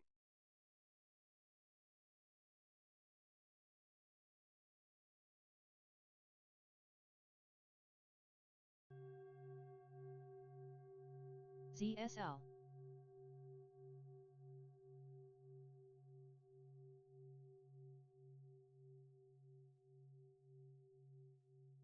TPET.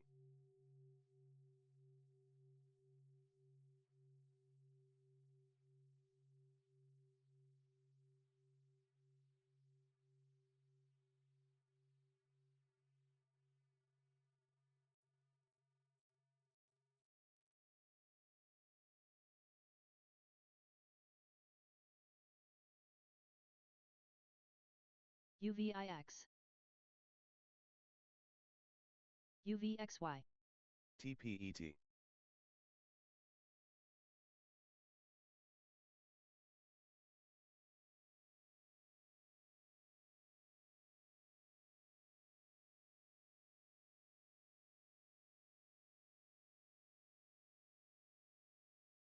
VIXY.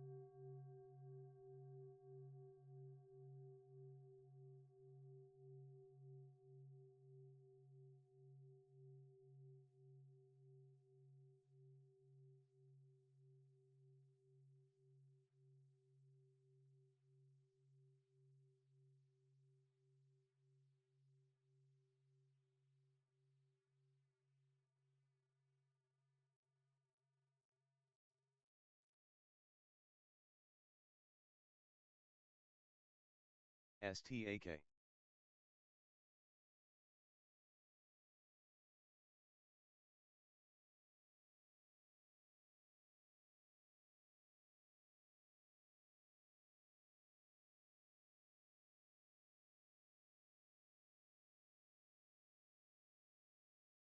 TPET.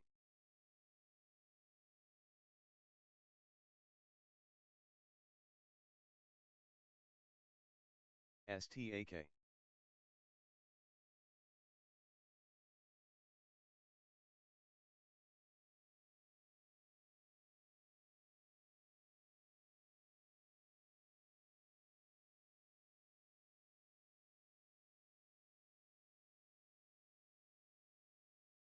EONR. BW.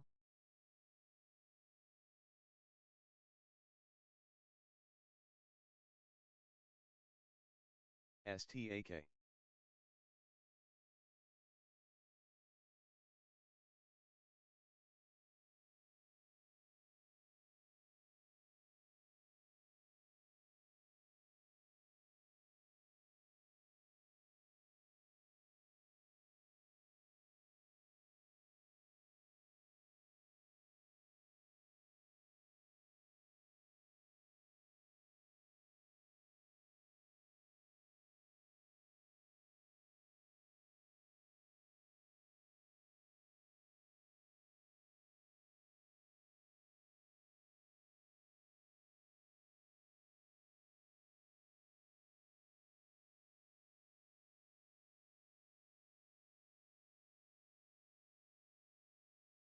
STAK.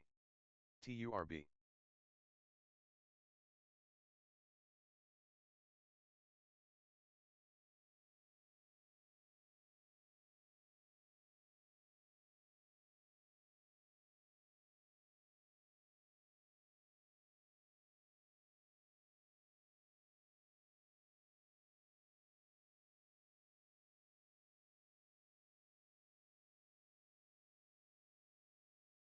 STAK.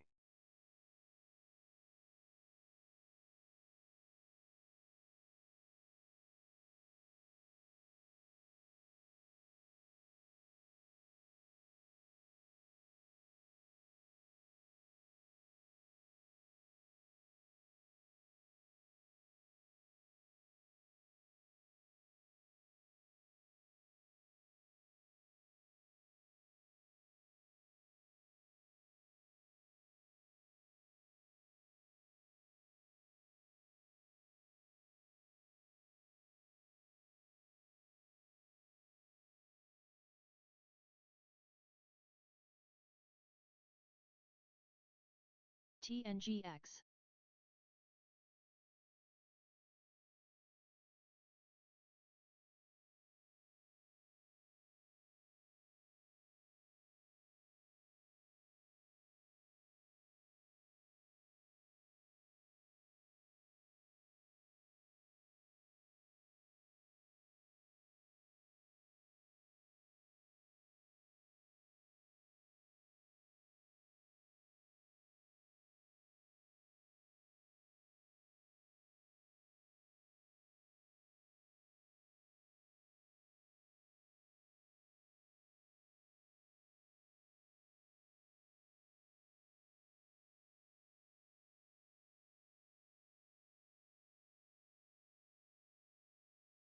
STAK.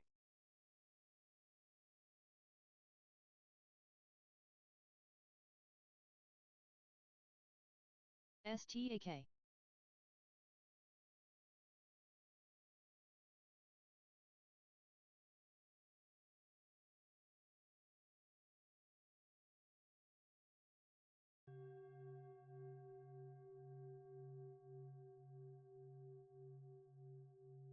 OLOX. STAK.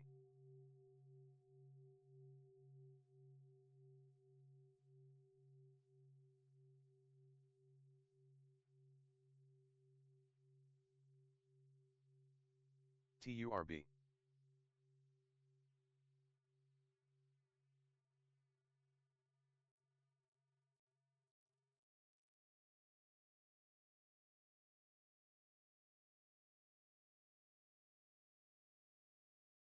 STAK.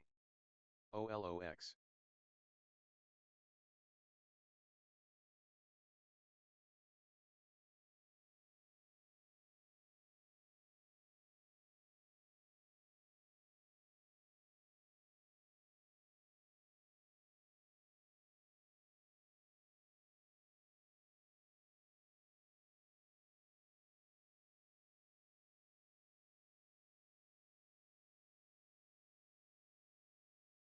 OLOX.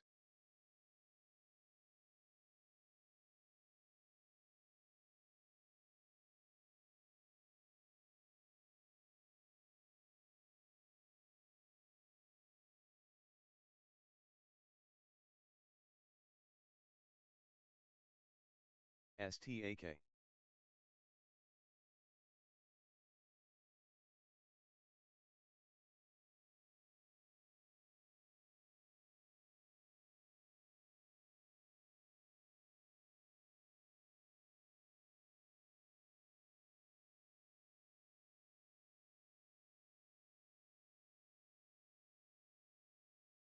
STAK.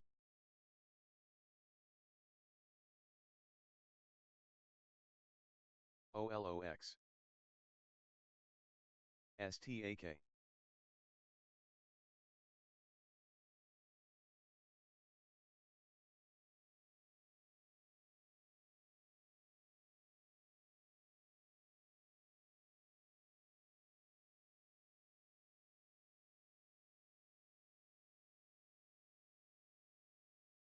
STAK.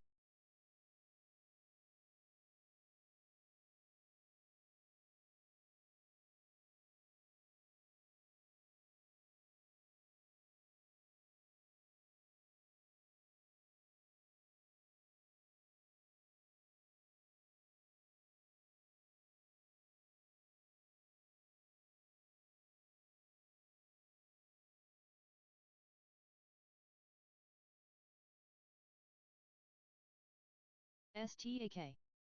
GBR.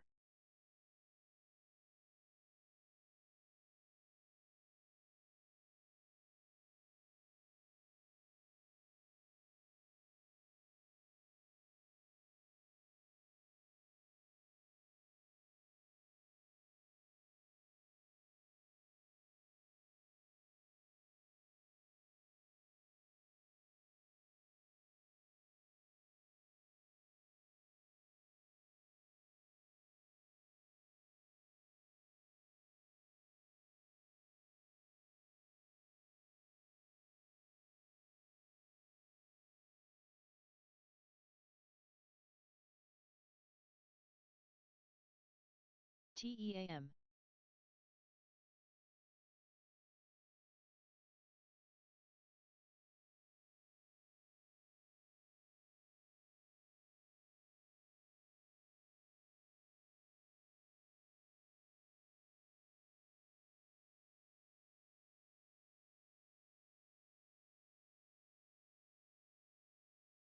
TURB.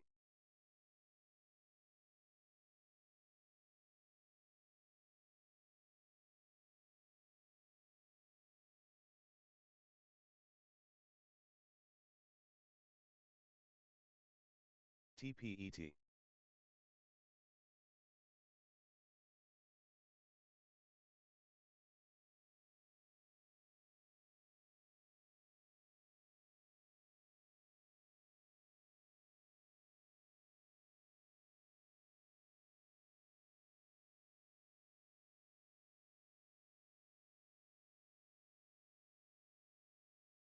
TURB. TPET.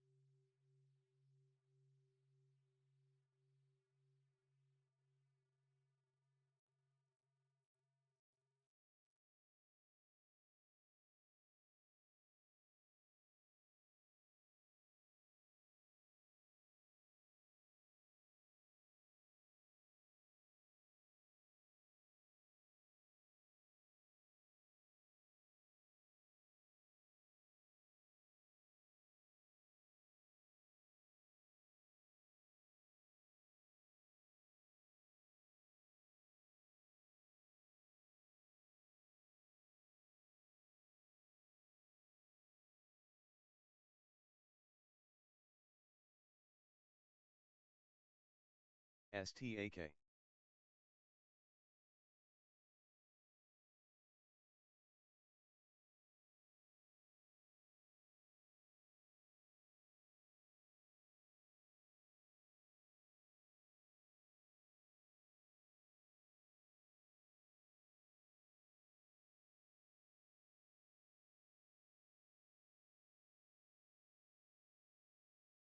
OLOX. STAK.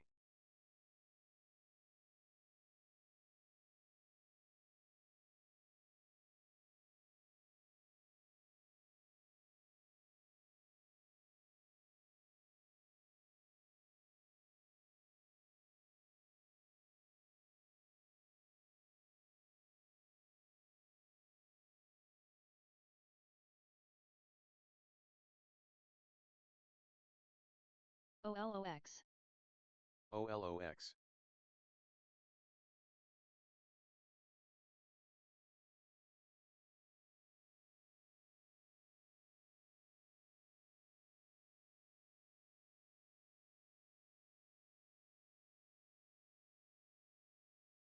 TPET.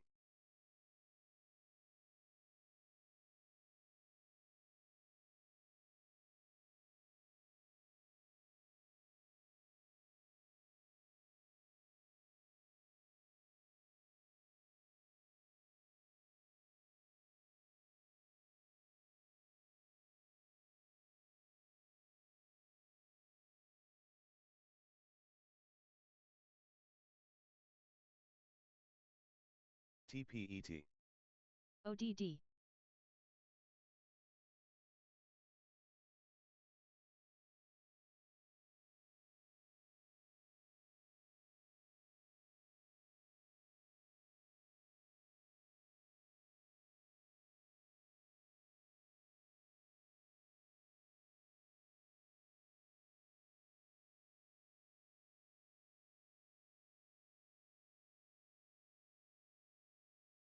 TPET.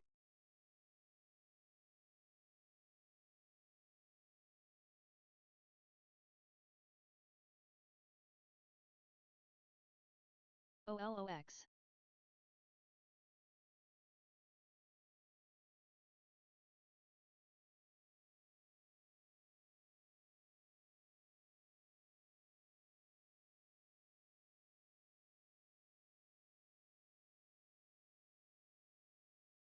TPET.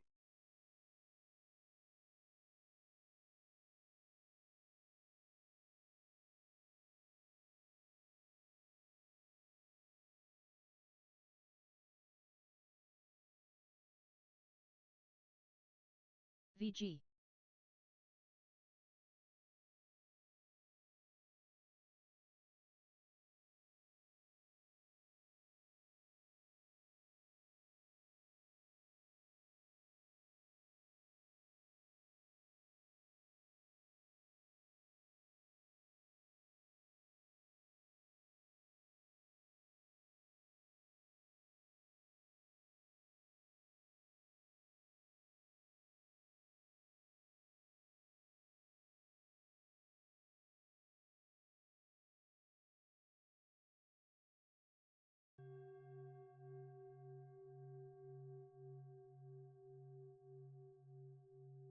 STAK.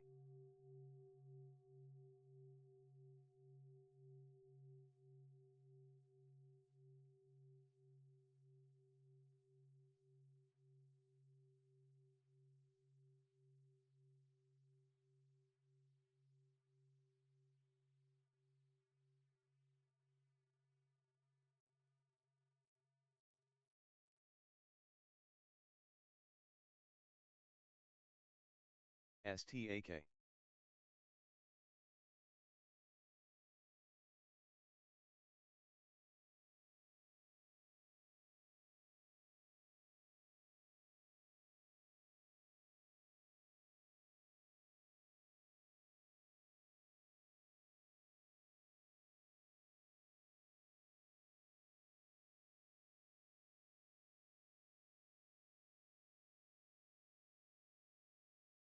OLOX.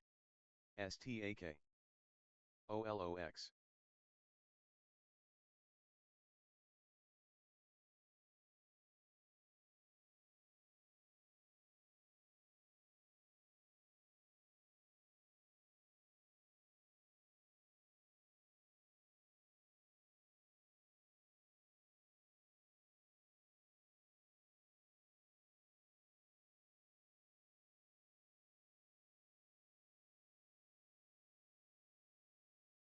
OLOX.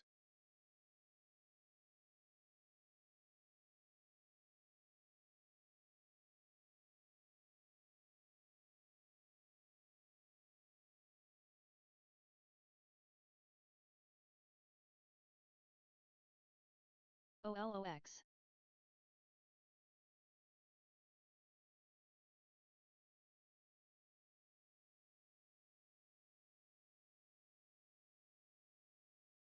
OLOX.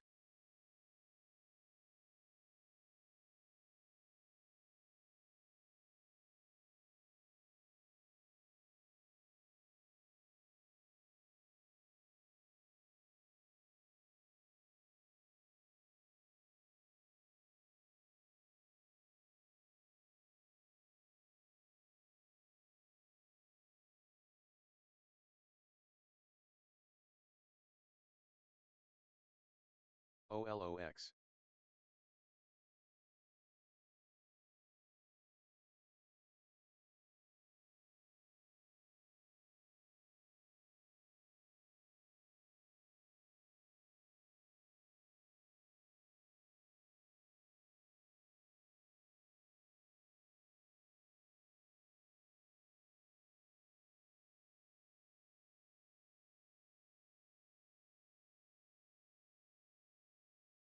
OLOX.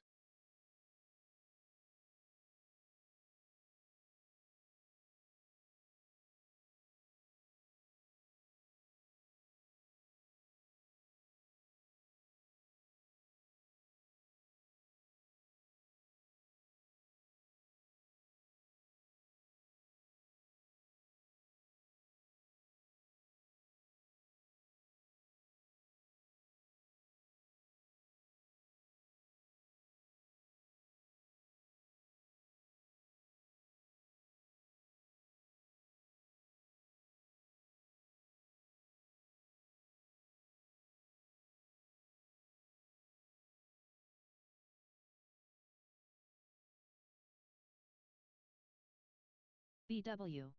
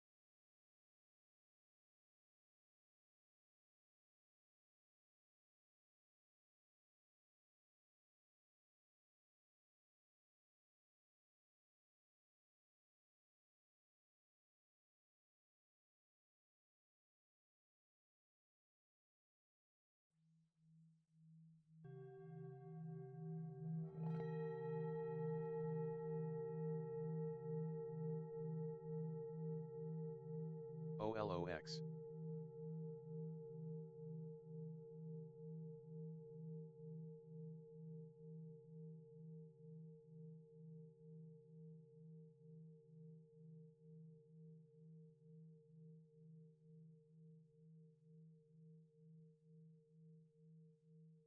RBNE.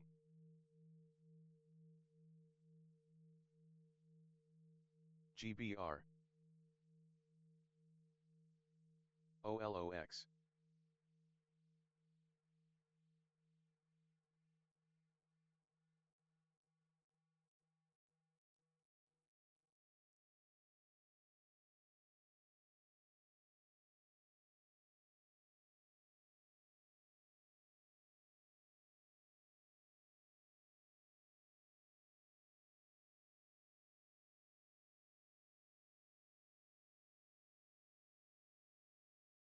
BW. OLOX. GBR. RBNE.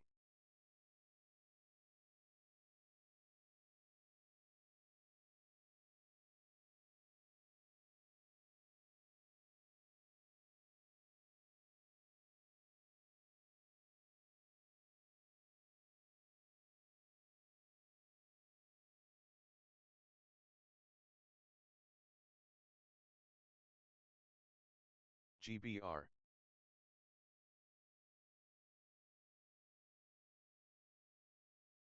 BW.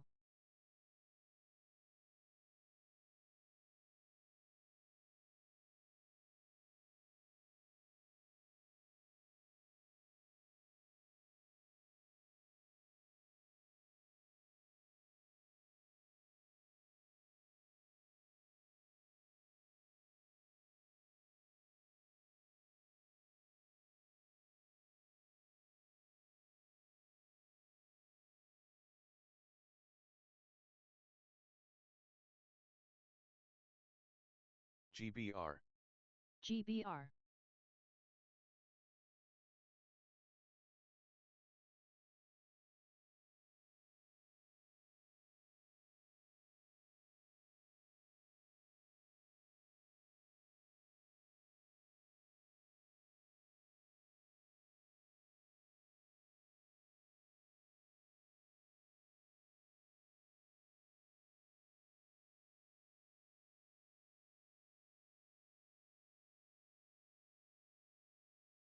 GBR.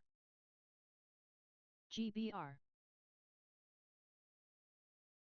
BW. STAK.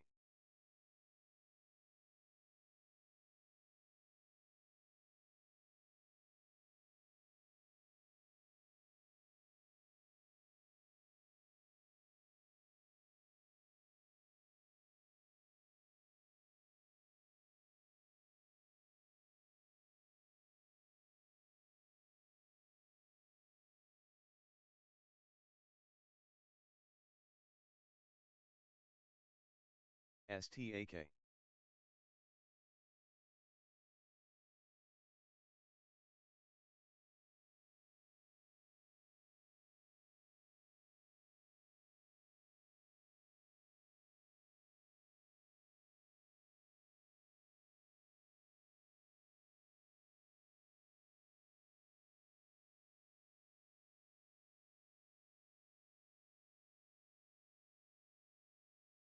GXAI. STAK. GBR.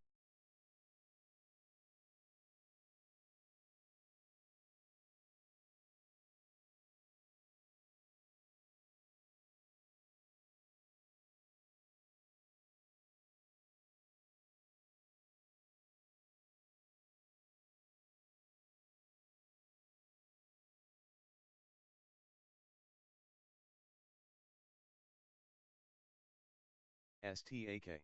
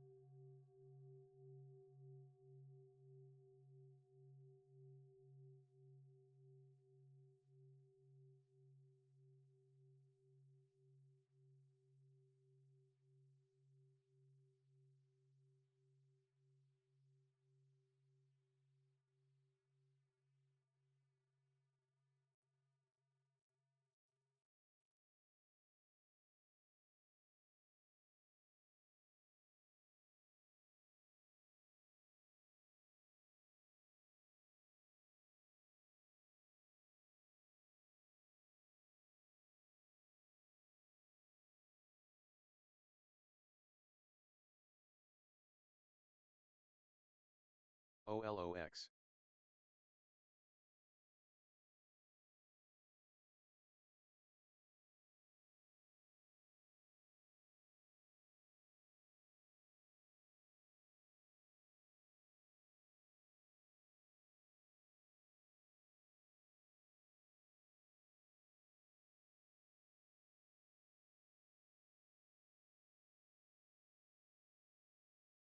GLU, A halted.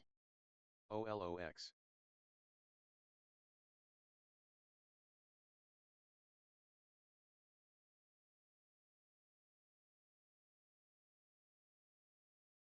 TPET.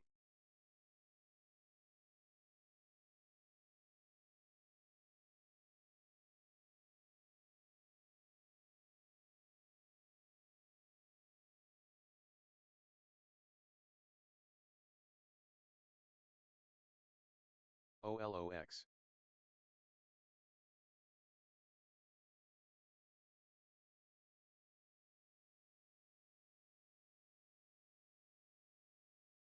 TPET.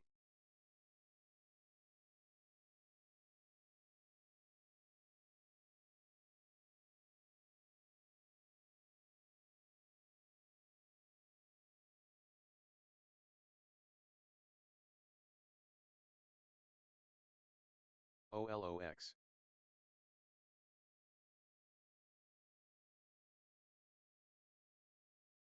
OLOX.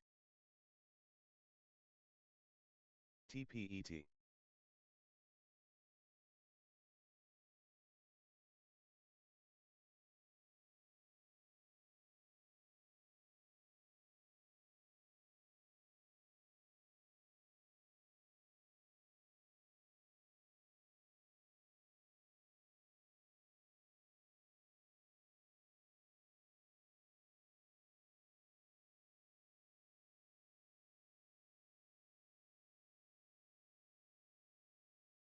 TNGX.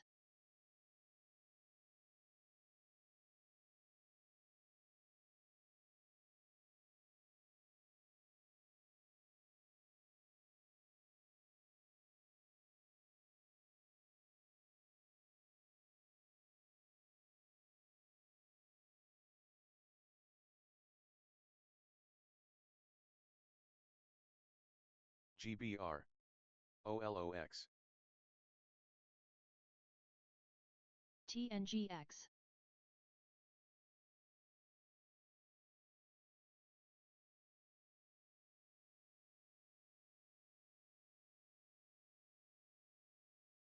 GLU, A may resume in less than a minute. BW.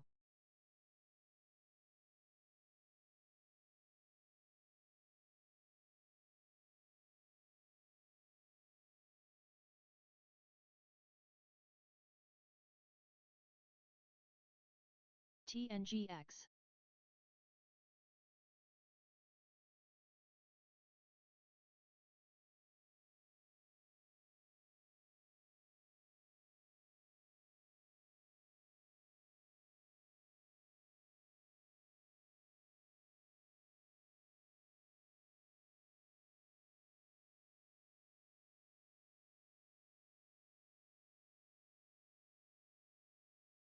GLU, A may res in 10 seconds.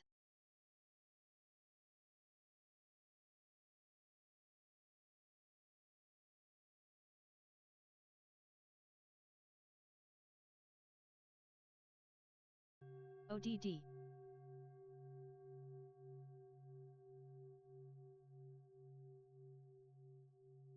BW.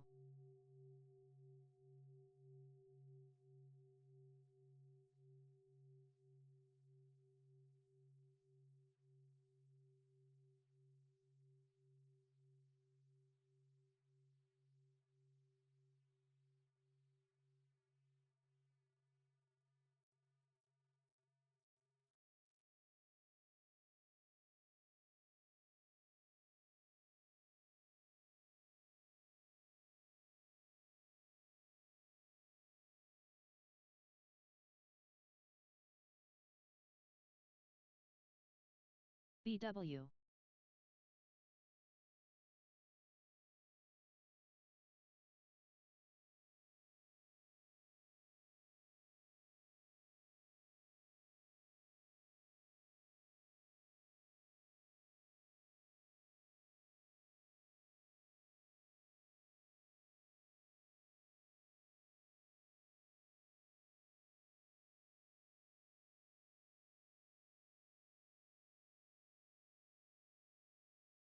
BW.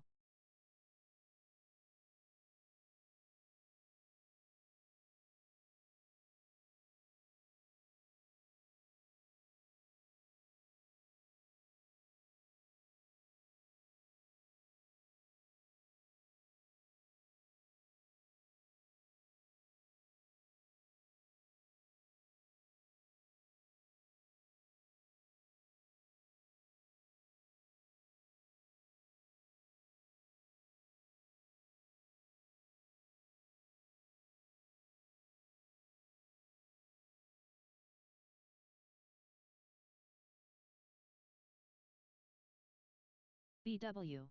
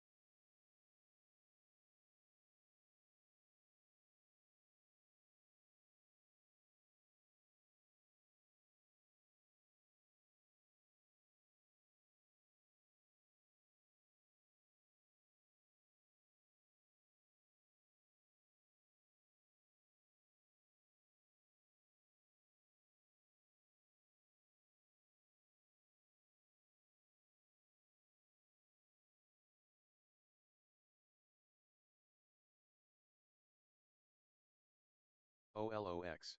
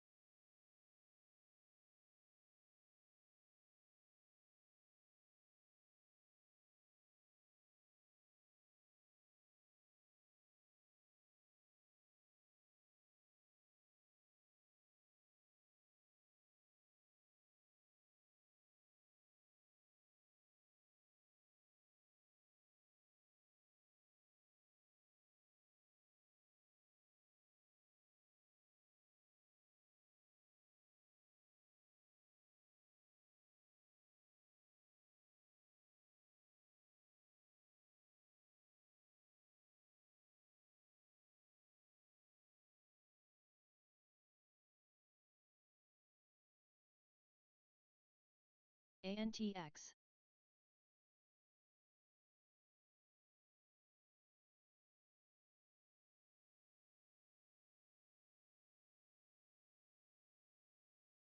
TURB.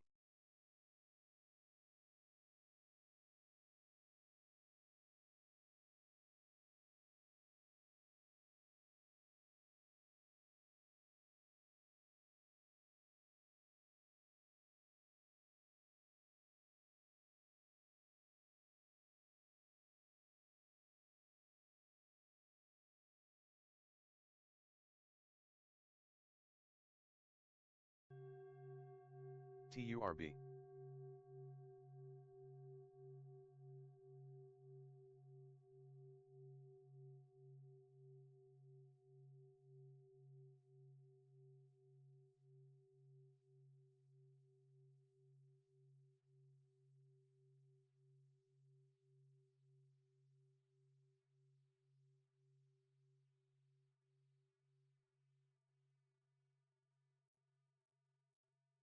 BW.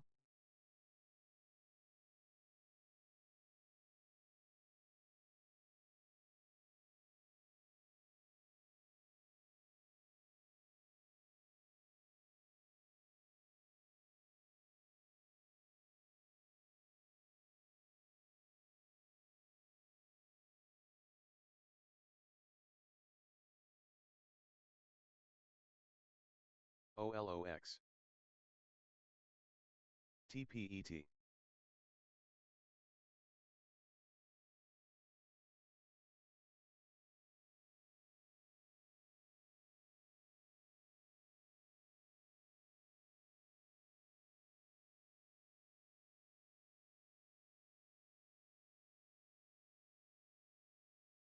ET.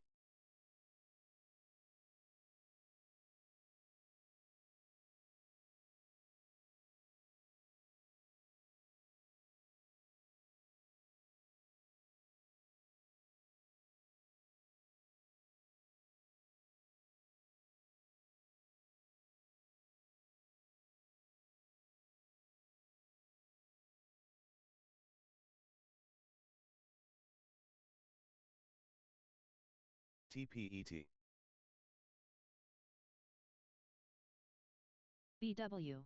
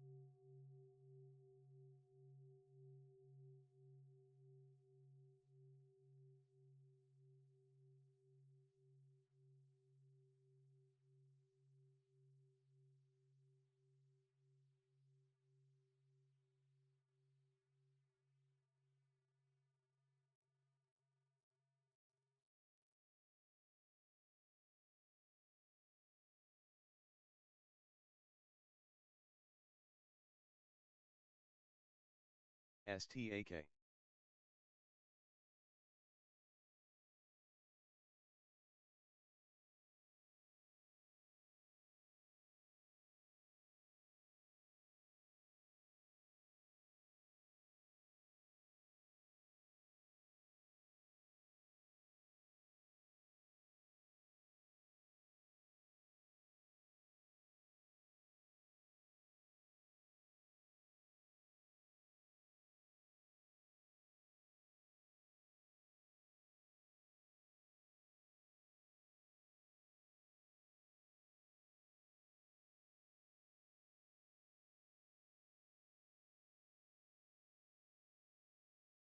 FLNC.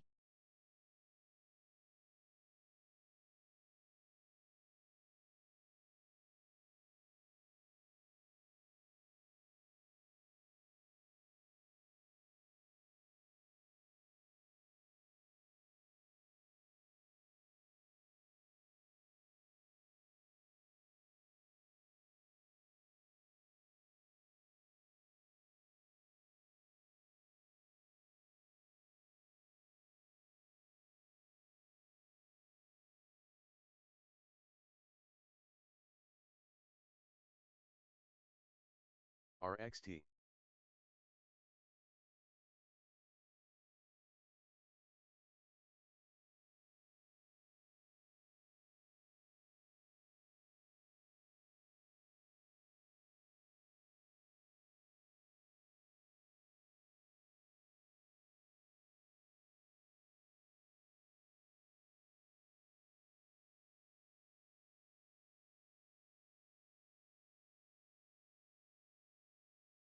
RXT.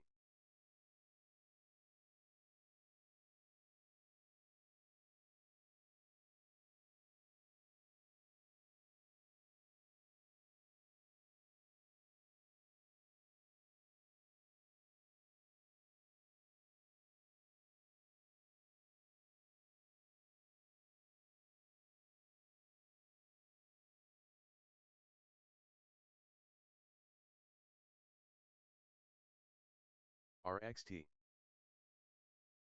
BW.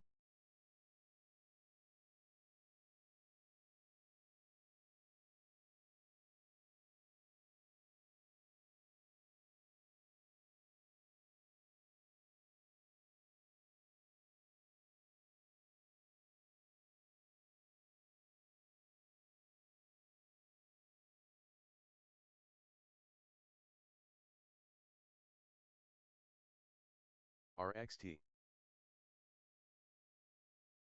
BW.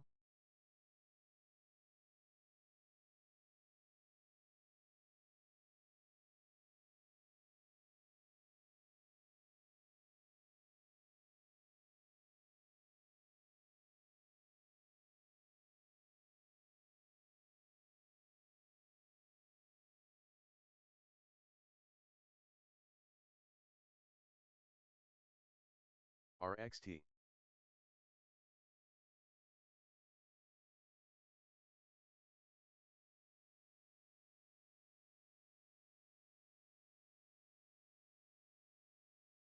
BW. TPET. GWRE.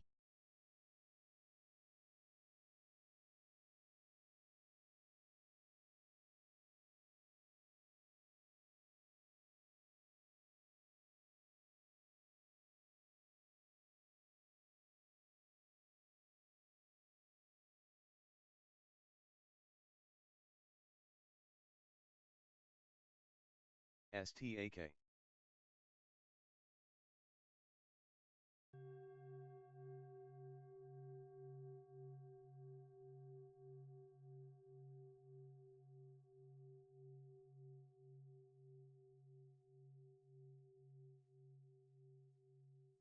BW.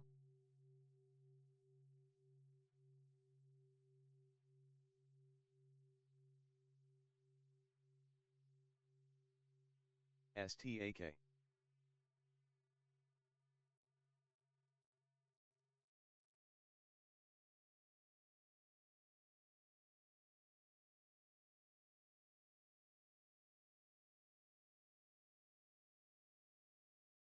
SCORZ.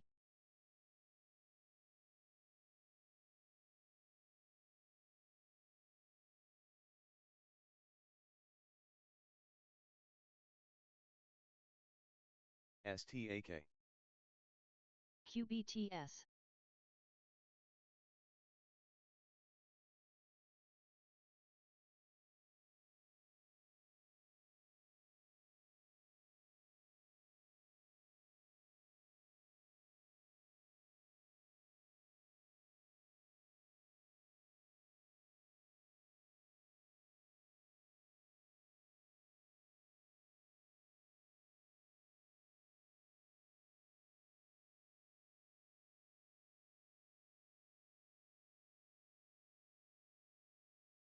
SOC. SOC.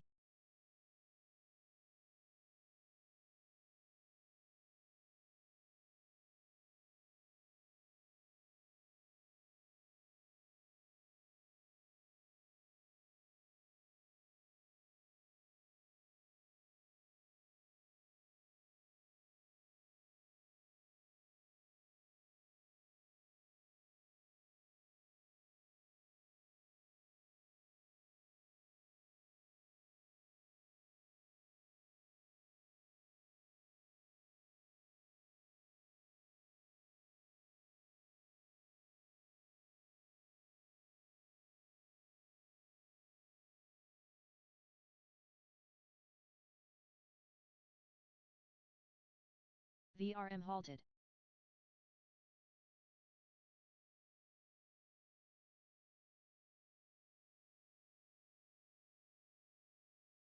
SOC.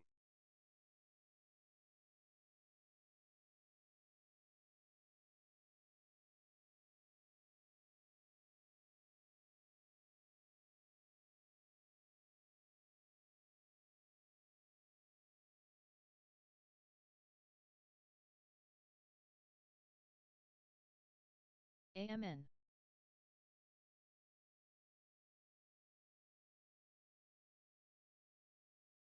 SOC.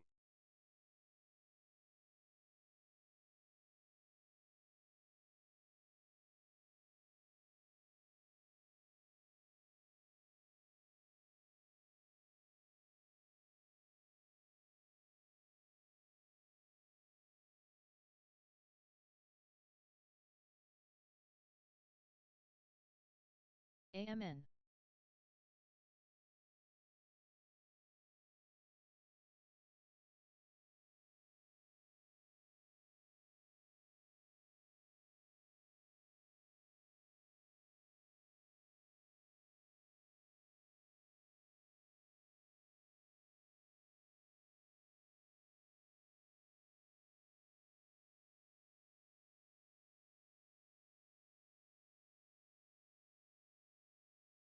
STAK.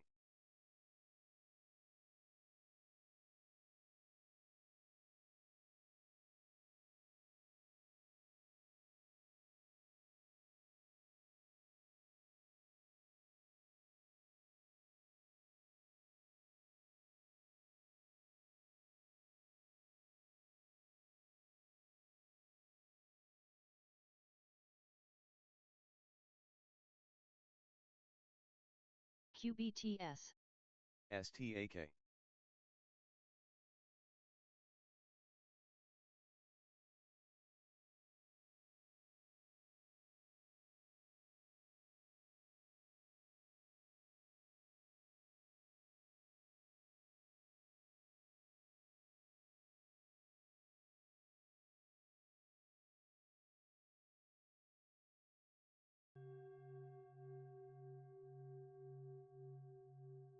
STAK.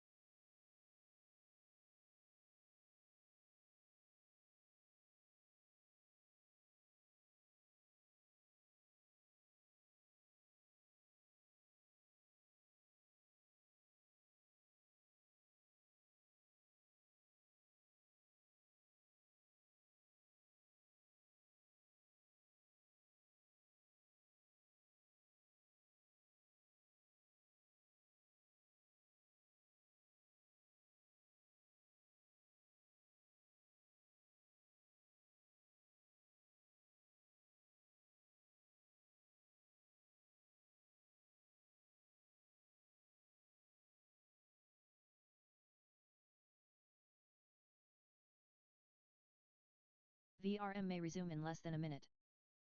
ODD.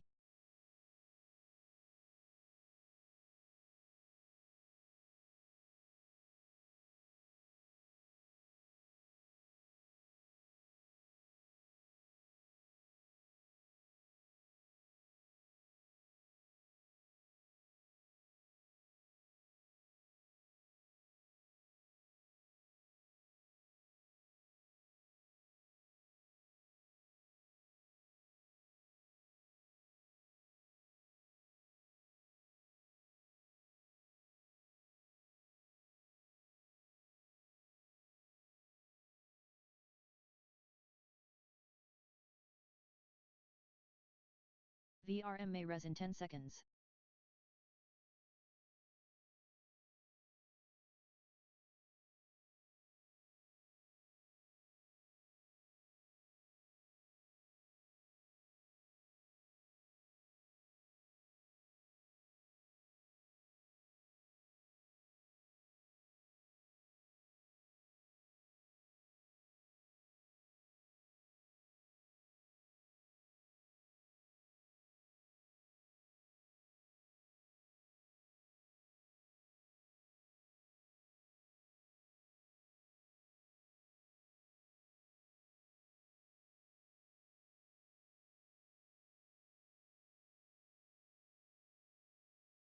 PDYN.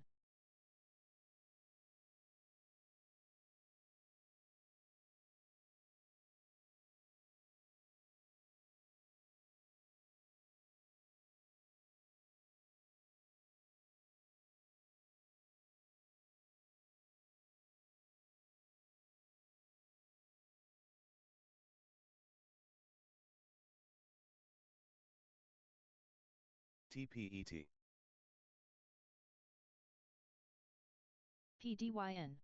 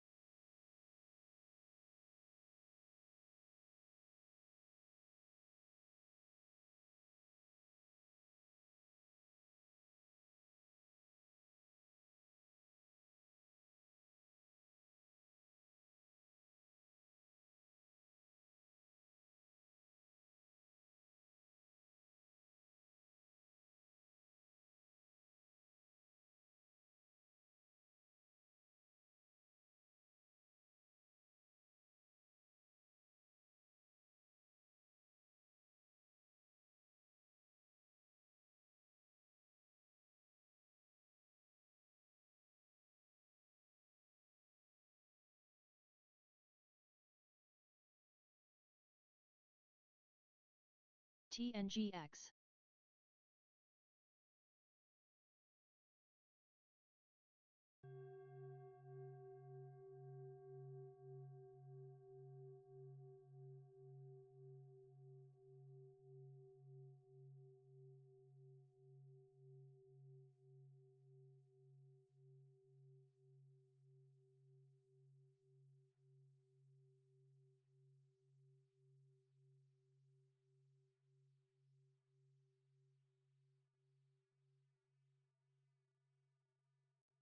TNGX.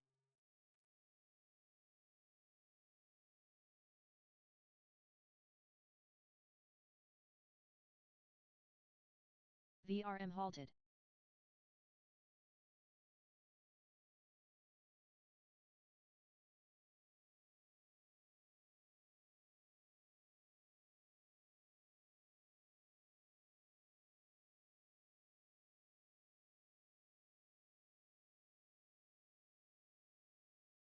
TNGX.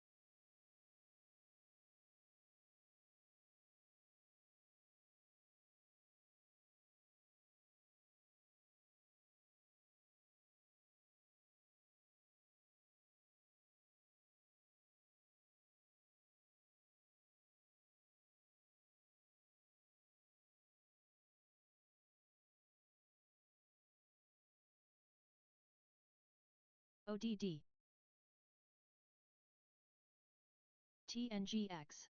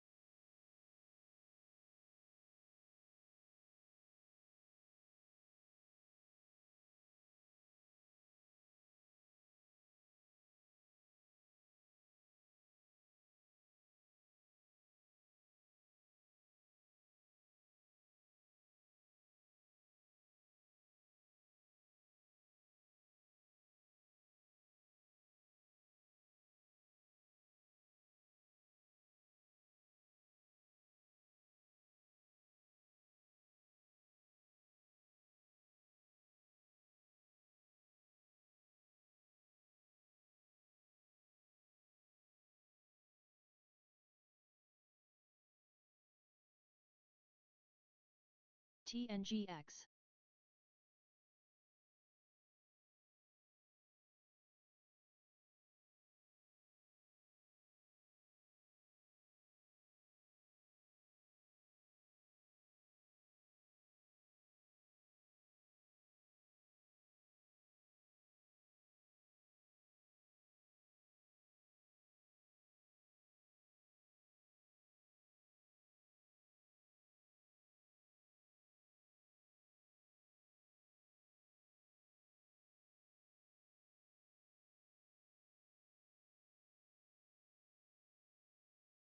TNGX. TPET.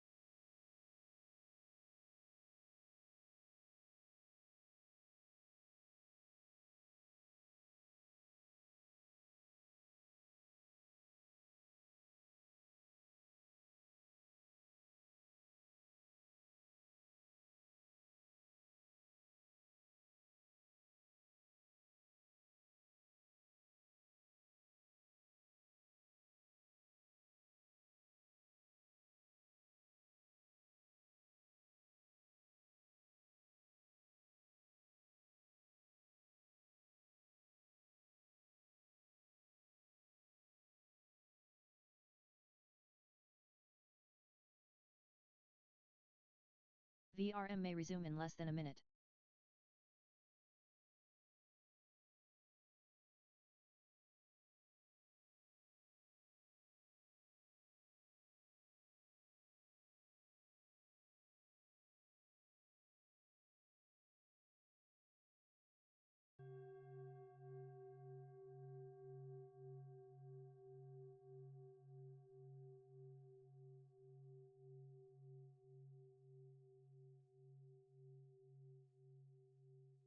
TPET.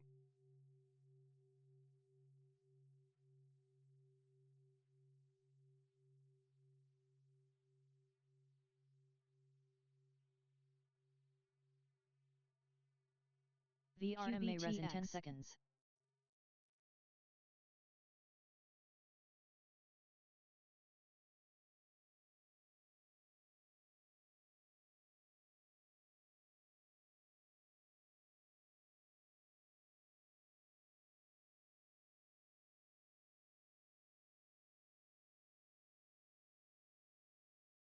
RIVN.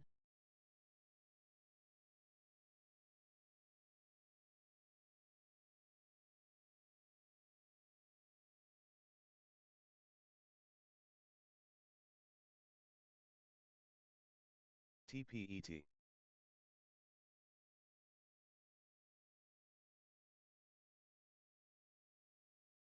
TNGX. ODD.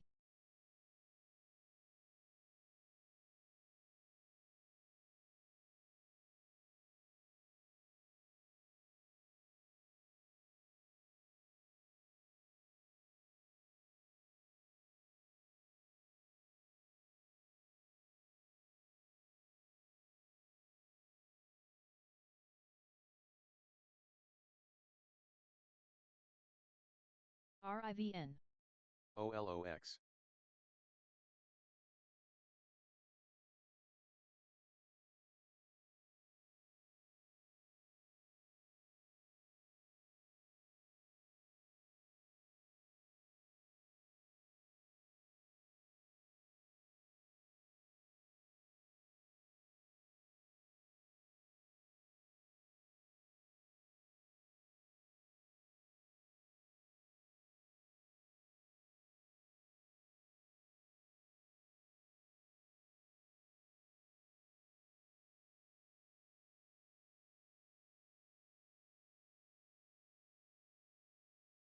TNGX.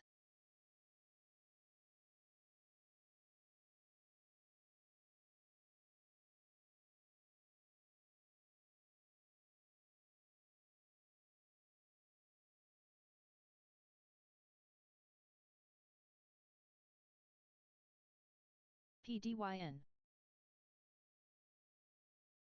RIVN.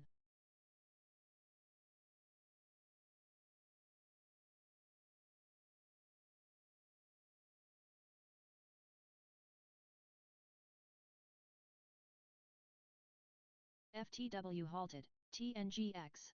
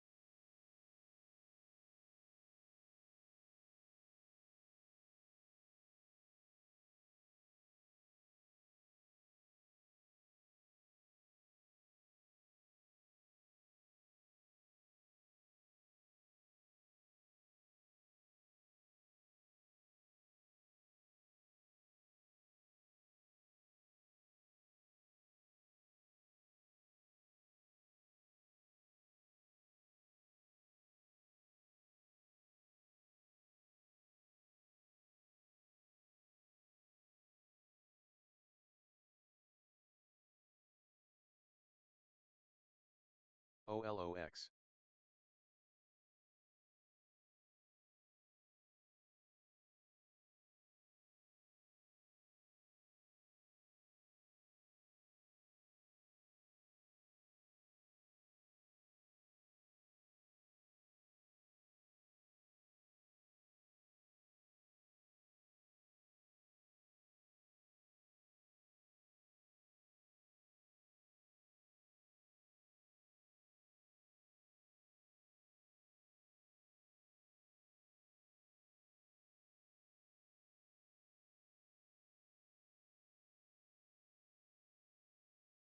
OLOX.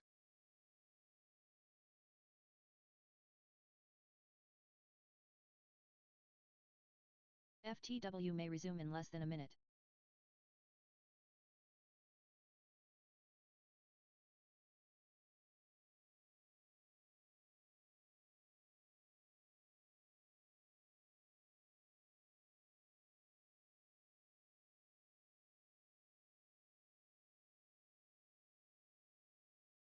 OLOX.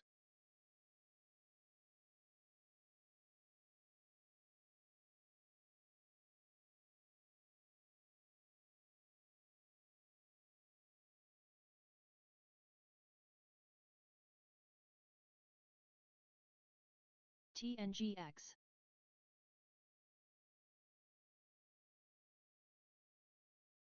FTW may res in 10 seconds.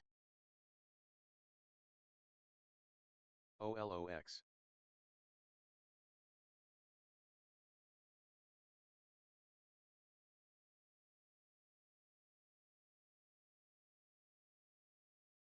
NEEPV.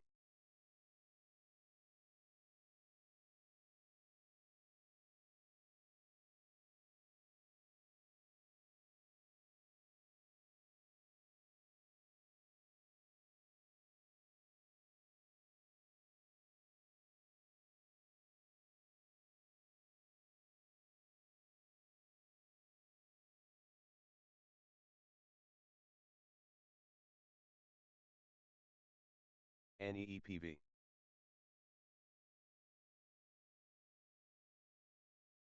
FTW.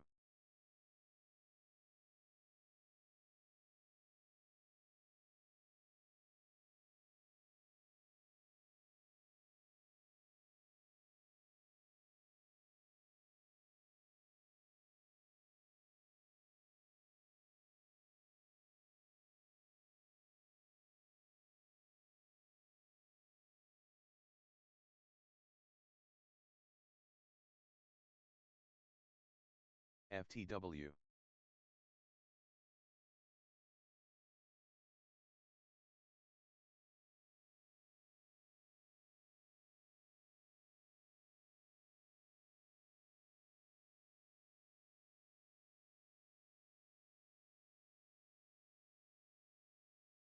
TPET.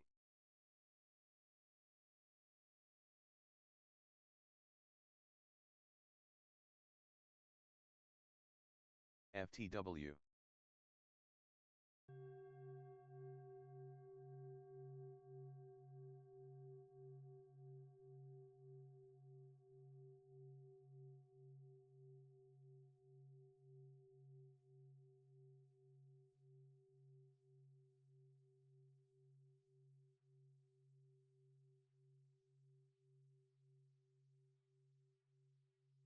TPET.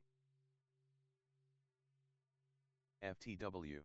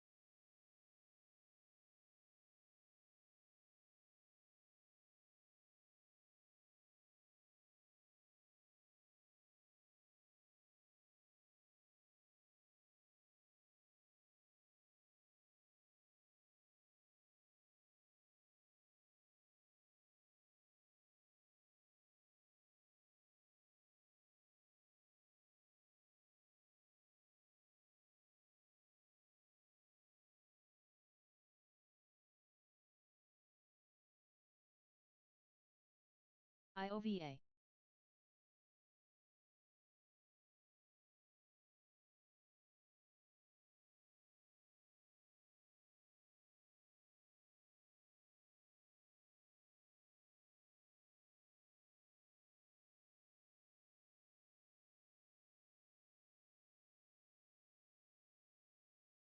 FTW may resume in less than a minute.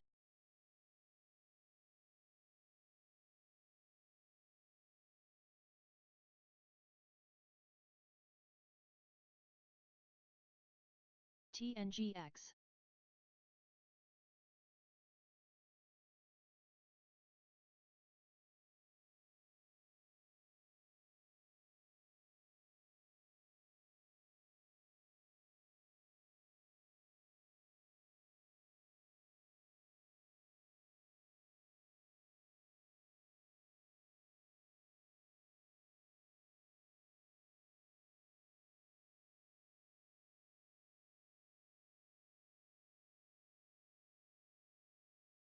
FTW may res in 10 seconds.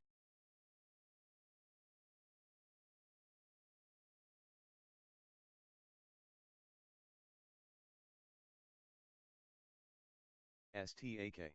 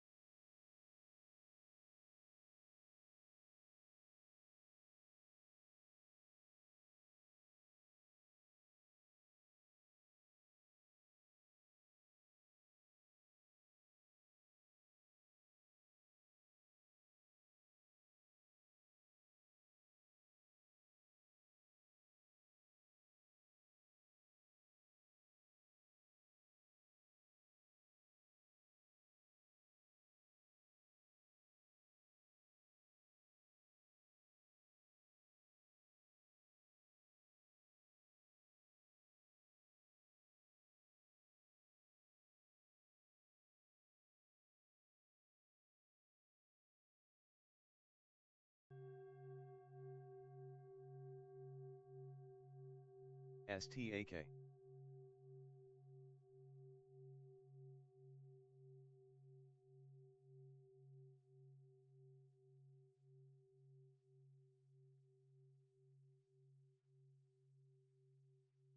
IOVA.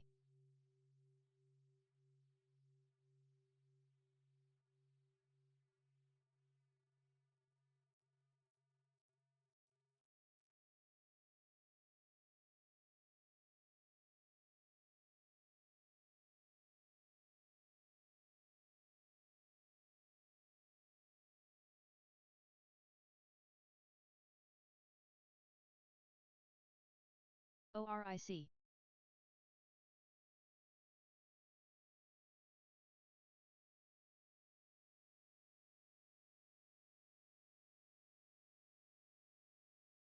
AIRJW.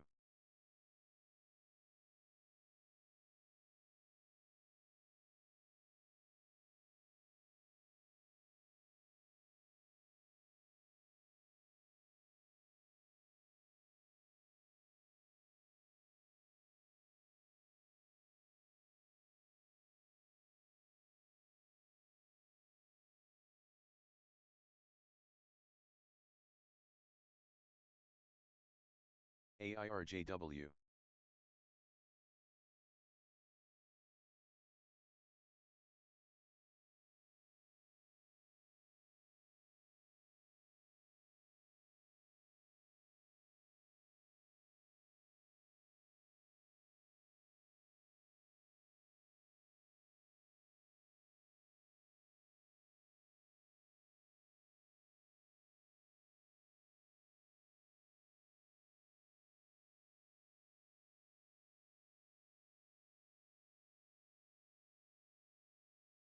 OPEN.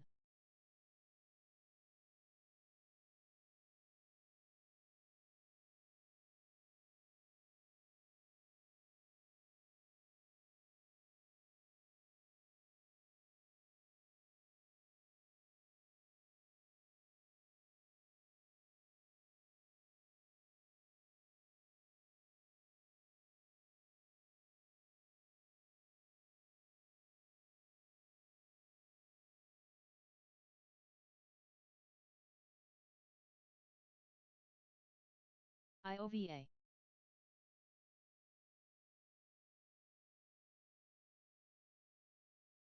FTW may resume in less than a minute.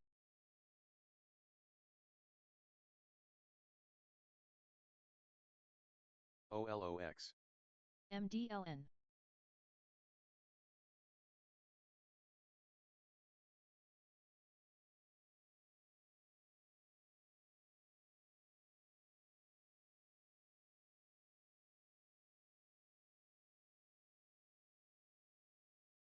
IOVA.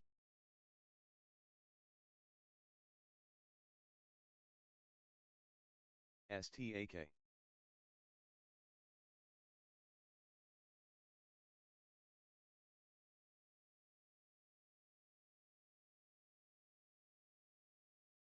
FTW may res in 10 seconds.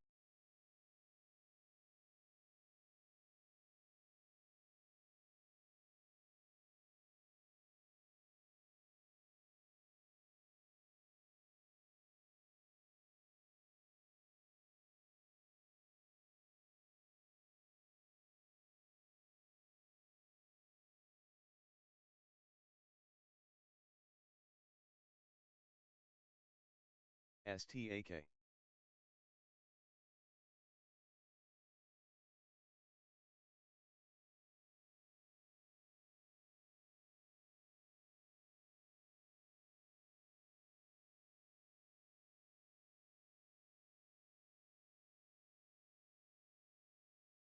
IOVA.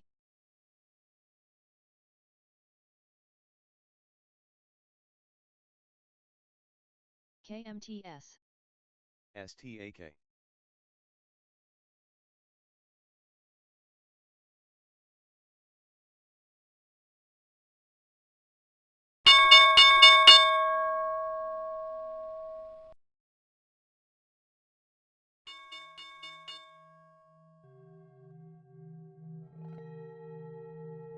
LMB.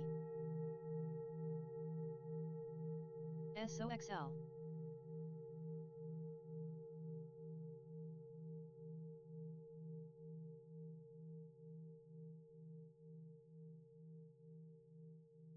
HIYY halted.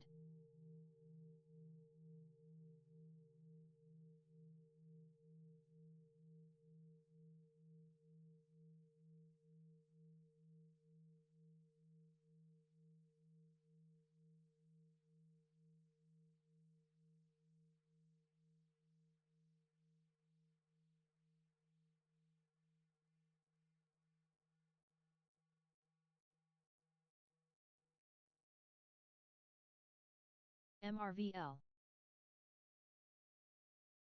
TPET.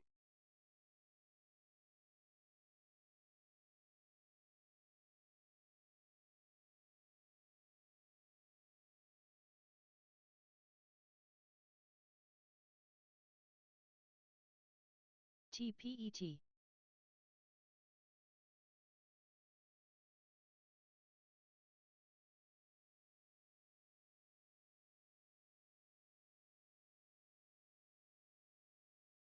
TPET.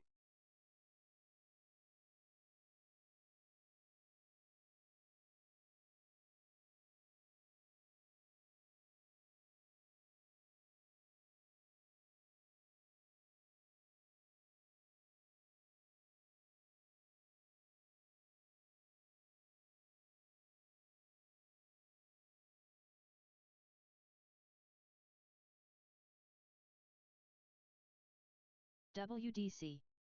TPET.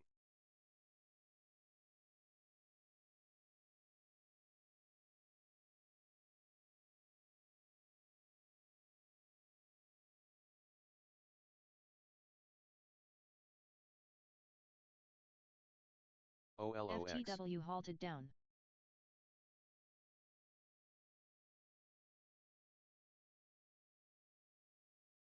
CRML. TPET.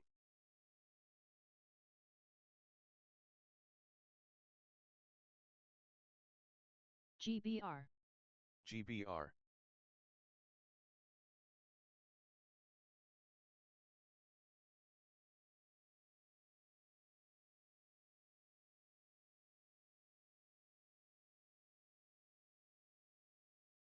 FTW may resume in OLOX. less than a minute. OLOX. CRML. BA.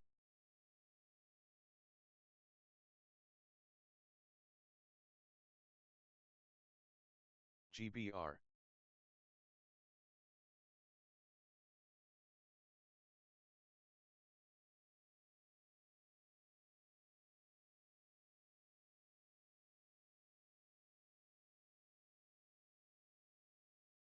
OLOX.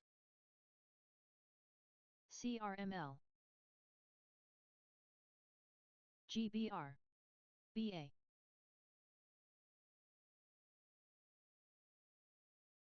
GBR.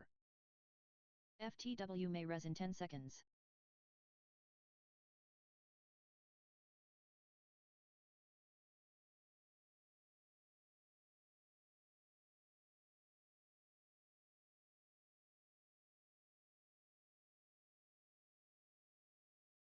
CRML. PTRN. MRVL.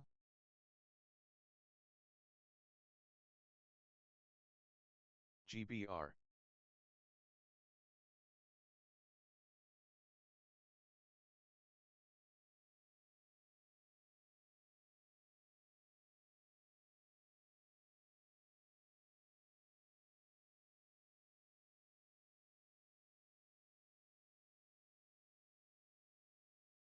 CRML.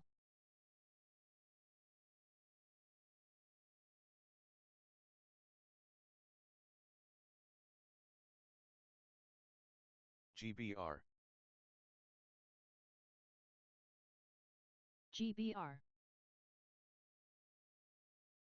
TPET. TPET.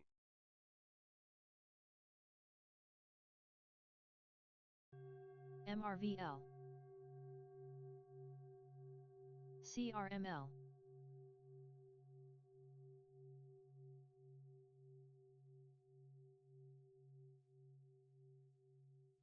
GBR.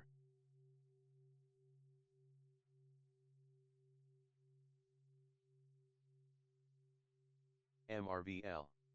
MVLL. TPET. TPET. MVLL. SKYQ. GBR. SOC. MRVL. CRML. SOXL. GBR.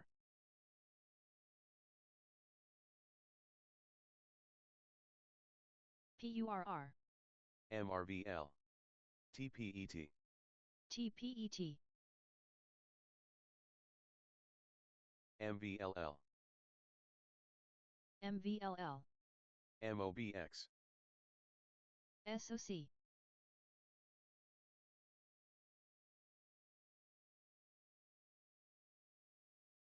GBR.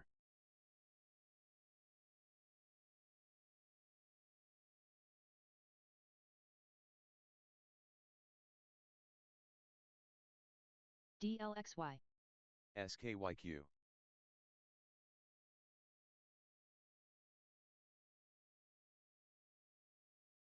DLXY. OPRX. OPRX.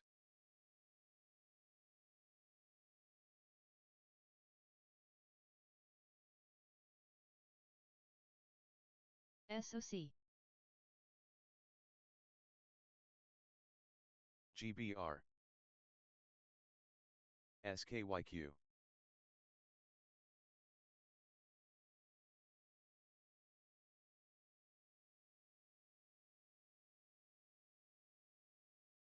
OPRX.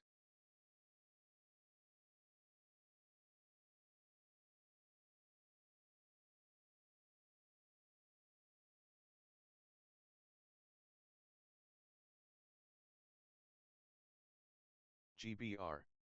SOC. GBR.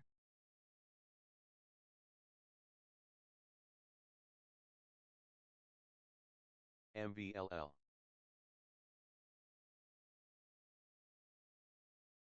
TURB. TURB.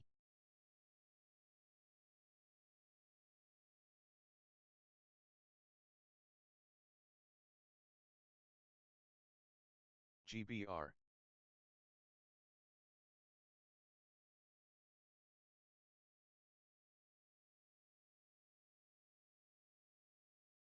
MVLL.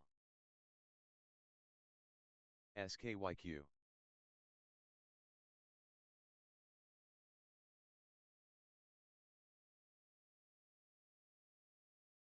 TURB. TURB.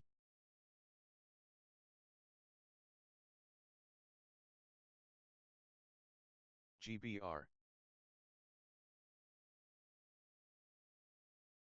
MVLL.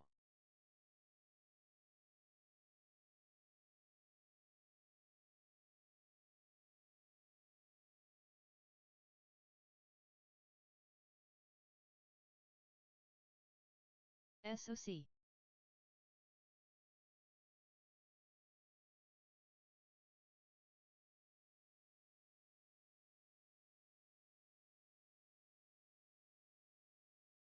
GBR. GBR.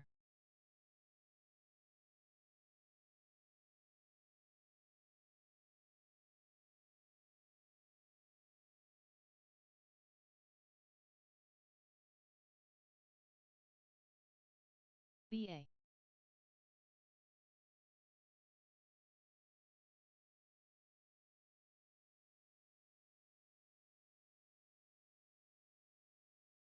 GBR.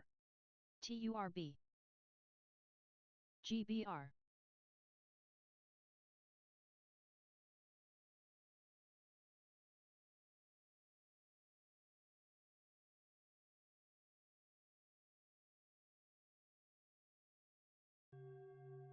BA.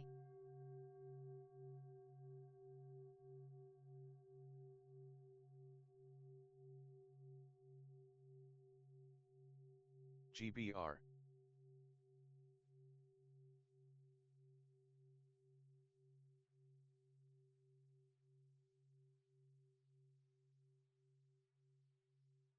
MVLL. MVLL. MRVL. TPET. IoT. IoT.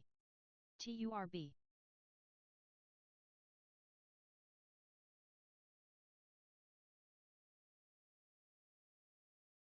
GBR. GBR.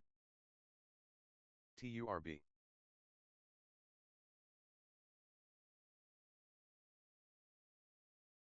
MVLL. MRVL. GEVO. IoT. MVLL. SRPT.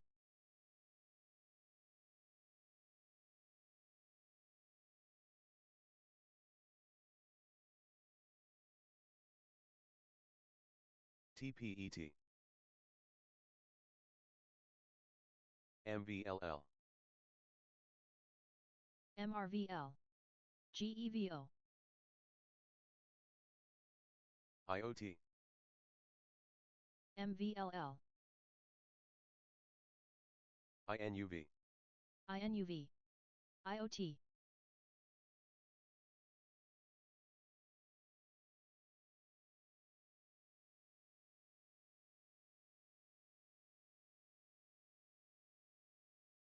SRPT. GEVO.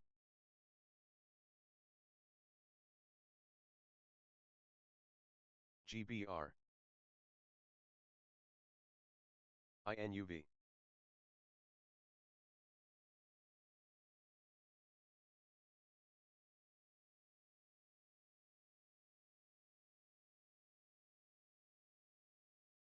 IoT.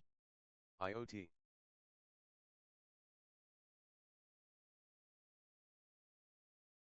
GBR. GBR.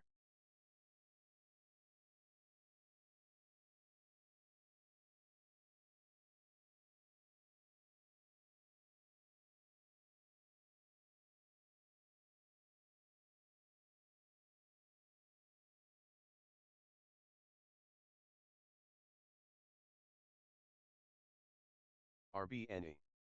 RBNE.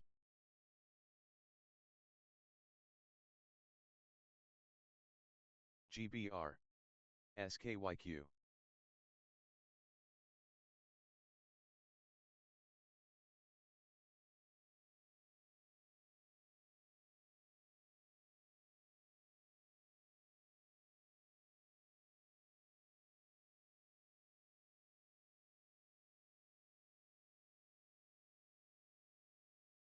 MVLL. MRVL. GBR.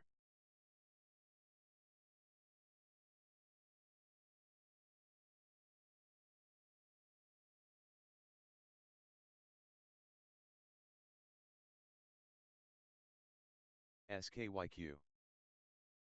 GBR.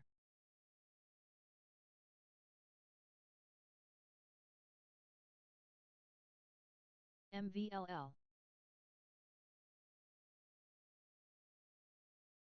GBR.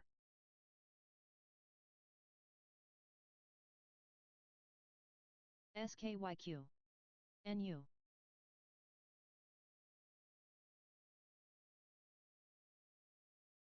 SKYQ.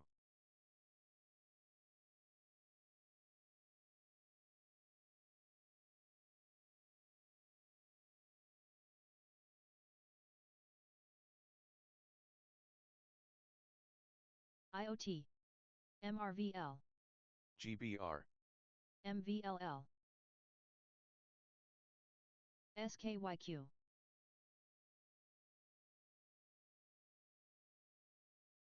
SKYQ.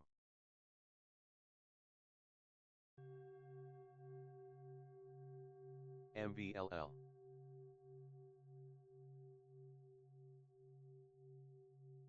SOXL.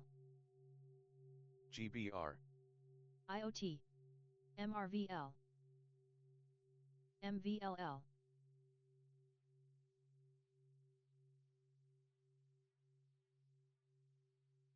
GBR.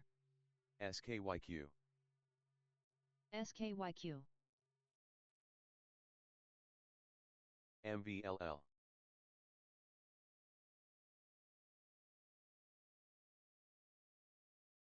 SOXL. GBR.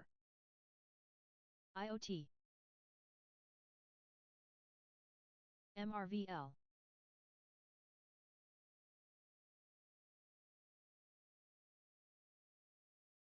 GBR.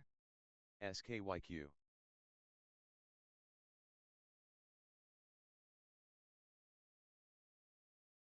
MVLL.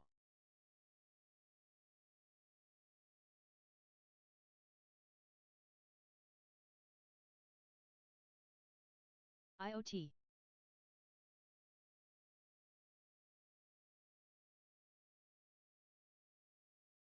SKYQ. SKYQ. PTRN.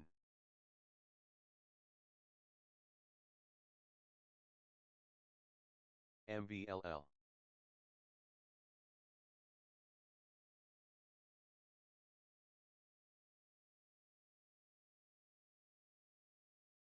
IoT.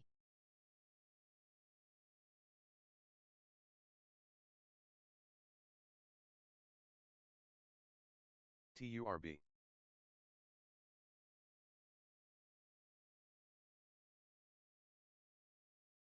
STAK.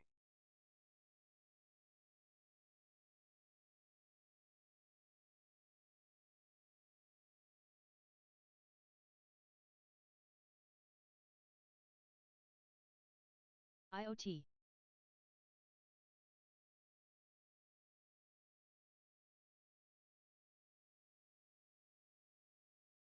SKYQ. GBR. SKYQ.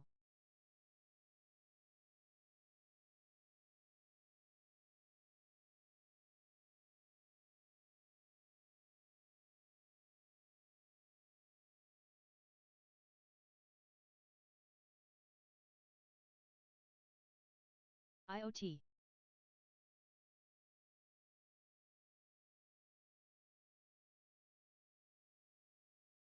SKYQ, SKYQ,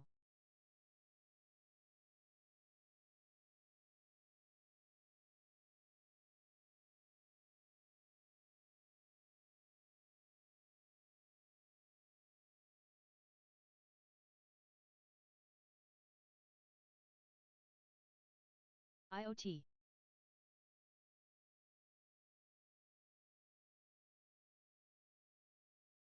SKYQ,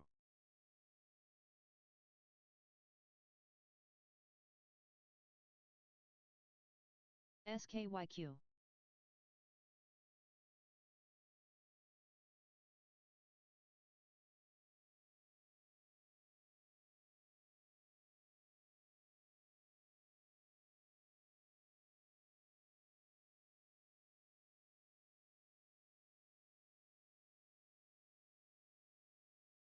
SKYQ,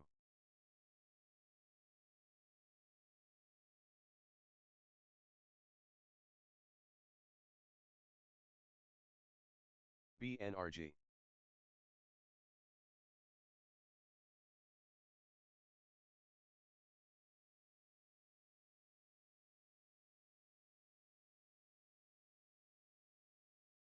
SKYQ, SKYQ,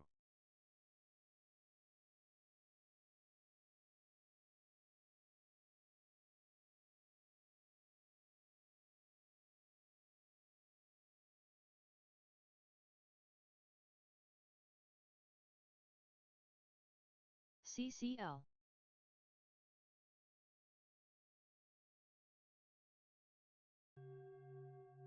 ORCX, BNRG, BNRG, SKYQ.